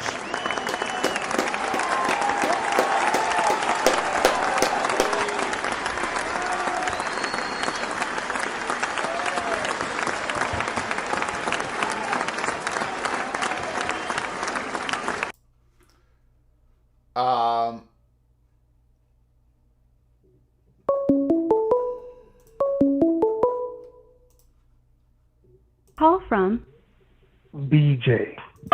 BJ, thanks for calling. The floor is yours, sir. How's it going? I called yesterday too, by the way. Thanks for having me again. Yeah. So real quickly, the Florida State thing.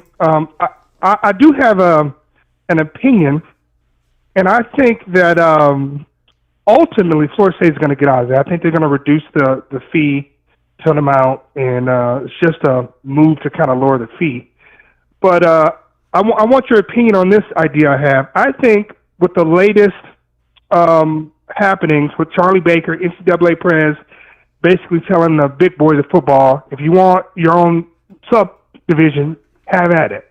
You can control your own division. I think the Big Ten is eventually going to end up with 24, 25 teams and create their own league. I think the Big Ten knows that North Carolina, Virginia, Notre Dame is not going to go anywhere near the SEC. I think that, they know that. I think by adding a Clemson and a Florida State, I think they know they can get those teams and they can get the Virginia, North Carolina, Notre Dame later. But ultimately, I think the Big Ten is playing that kind of game. They got a commissioner who literally built the MLB network from the ground up, right? So he's ran a professional TV network, and they'll have they're across 4 major networks: CBS, Fox. They have their own network, and they have NBC.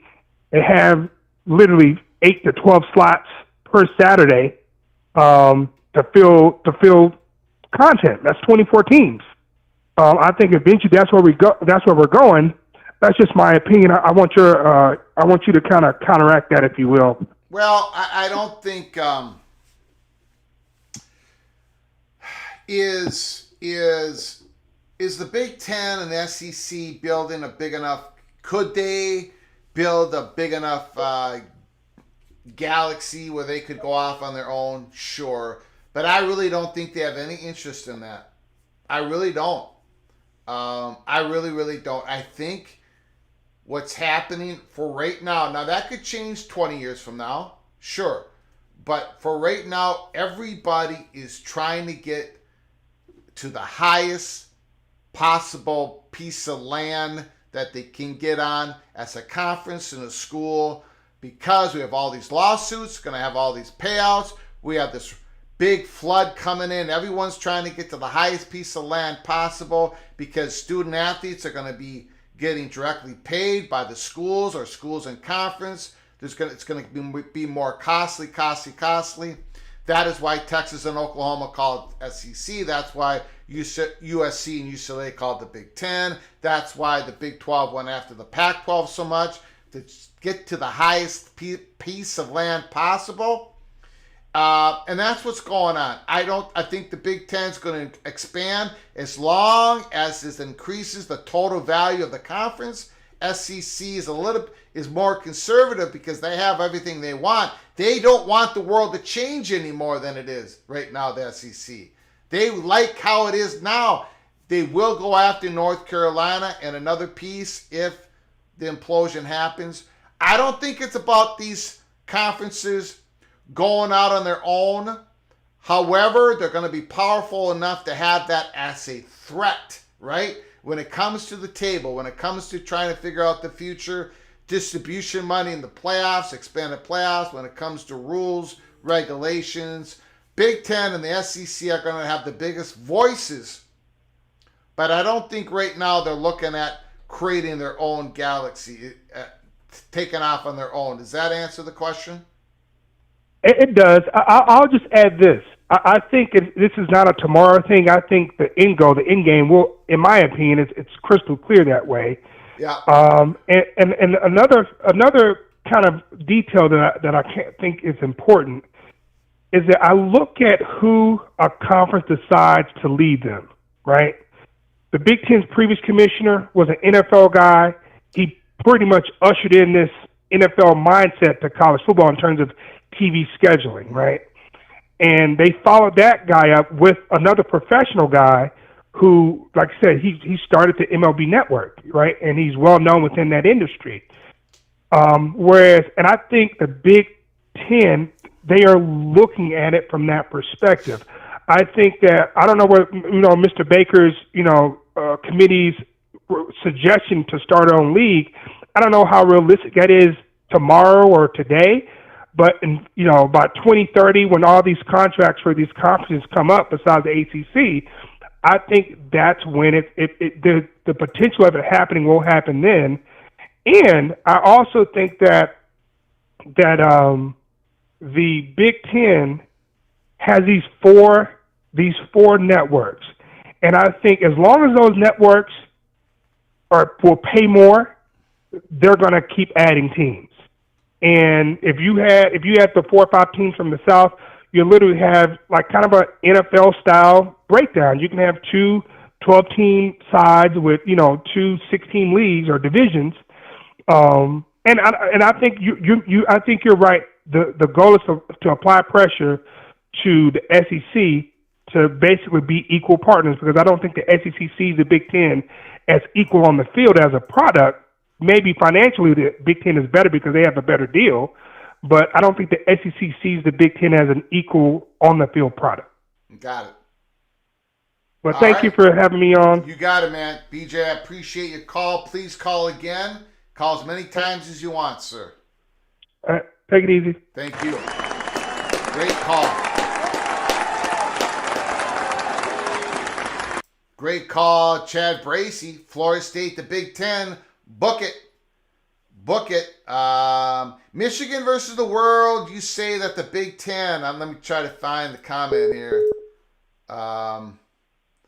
You said the Big Ten does not have interest in expanding. If Florida State can unveil themselves from the ACC, the Big Ten will have interest in expanding. Okay?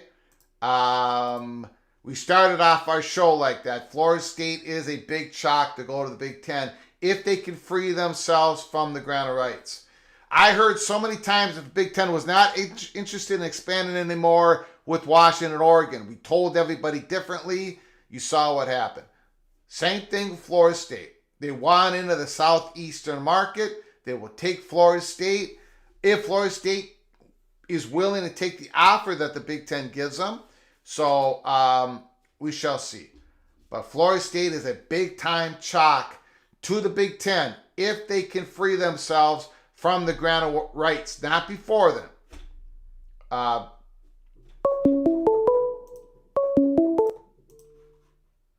Call from Nathan Brown. Nathan Brown from Big 12 Mafia. I was told earlier you guys are going to have a big show tonight. The floor is yours. Thank you very much, Greg. Appreciate it. Always appreciate you having us on the show. So people are diving into this 37-page document now at this point, right? Yeah, I haven't been, but go ahead. I haven't had time. Well, I'm going to do some of the work for you. God, this beautiful. This is being done by a lot of other people. A lot of this work I'm going to tell you is coming from Oregon State. But there's 2 pieces of this that I think you'll find interesting. Okay. This first statement says, of the 4 remaining Pac-12 teams, Oregon State stood alone, having finished its season ranked number 22 in the polls, while Cal was ranked 56 and Stanford number 94. Just this year, Stanford and Cal finished in the bottom half of the Pac-12. In demonstration, the ACC has missed the point of conference realignment. In making its strategic conference realignment move, the ACC skipped over Oregon State in favor of Cal and Stanford, a recognition the ACC did not appreciate what had driven the Power 4 conference realignment in the first place. Tier 1 media value football. Wow, that is actually in the 38-page document that Florida State created? Yes, and wow. Basically what they're doing is part of the legal declaration. It's part of them saying, this is why we're getting away from this crappy conference. Wow. So there's one more, and this one might even both of these go into the header of karma. Okay. Yeah. This is the second piece. It says the ACC's hotly contested vote last September to add three new members instead of increasing the value of its existing members' media rights will further dilute these values and diminish the ACC's already deemed inadequate strength of schedule rating. This will necessarily handicap ACC members vying for a position in the future CFP against peers from other Power Four conferences. And then it says, perhaps the most telling metric of the lack of media cachet those new ACC members carry was one has forfeited all media payments otherwise due to a member of the ACC, while the other two forfeited approximately 66% of that payout for the next several years. In sum, the ACC has negotiated itself into a self-described existential crisis, rendered itself fiscally unstable, and substantially undermined its members' capacity to compete at the elite level. In doing so, the ACC violated the contractual, fiduciary, and legal duties it owed its members. Wow. So SMU out there, anybody that doesn't understand the cloak and dagger there, that's talking about SMU, Cal, and Stanford, and how weak those brands are in relation to the big time of college football. Yeah. Wow. Thank you, Nathan, for bringing that up. Yeah, there's a lot of stuff in that 38 pages. This is going to be going back and forth for a while. That is very interesting information. I know. What else can you say, right? I think I should just drop the mic and get out of here. Yeah, I just want to say you're doing a great job. Thank you, Have sir. fun. And our show's at 7 p.m. tonight. Look us up, Big 12 Mafia. Got it. Thank you. Appreciate it. Excellent. Okay, see ya.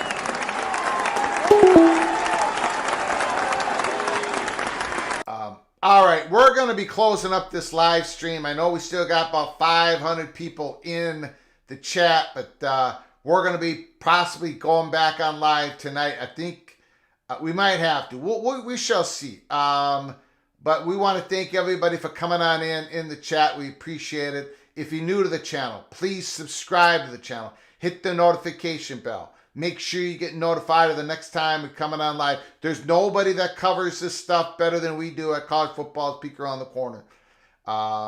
So stick with us here. We appreciate all your donations, your incredible comments, and your unbelievable phone calls. PATC, you kept your head on a swivel.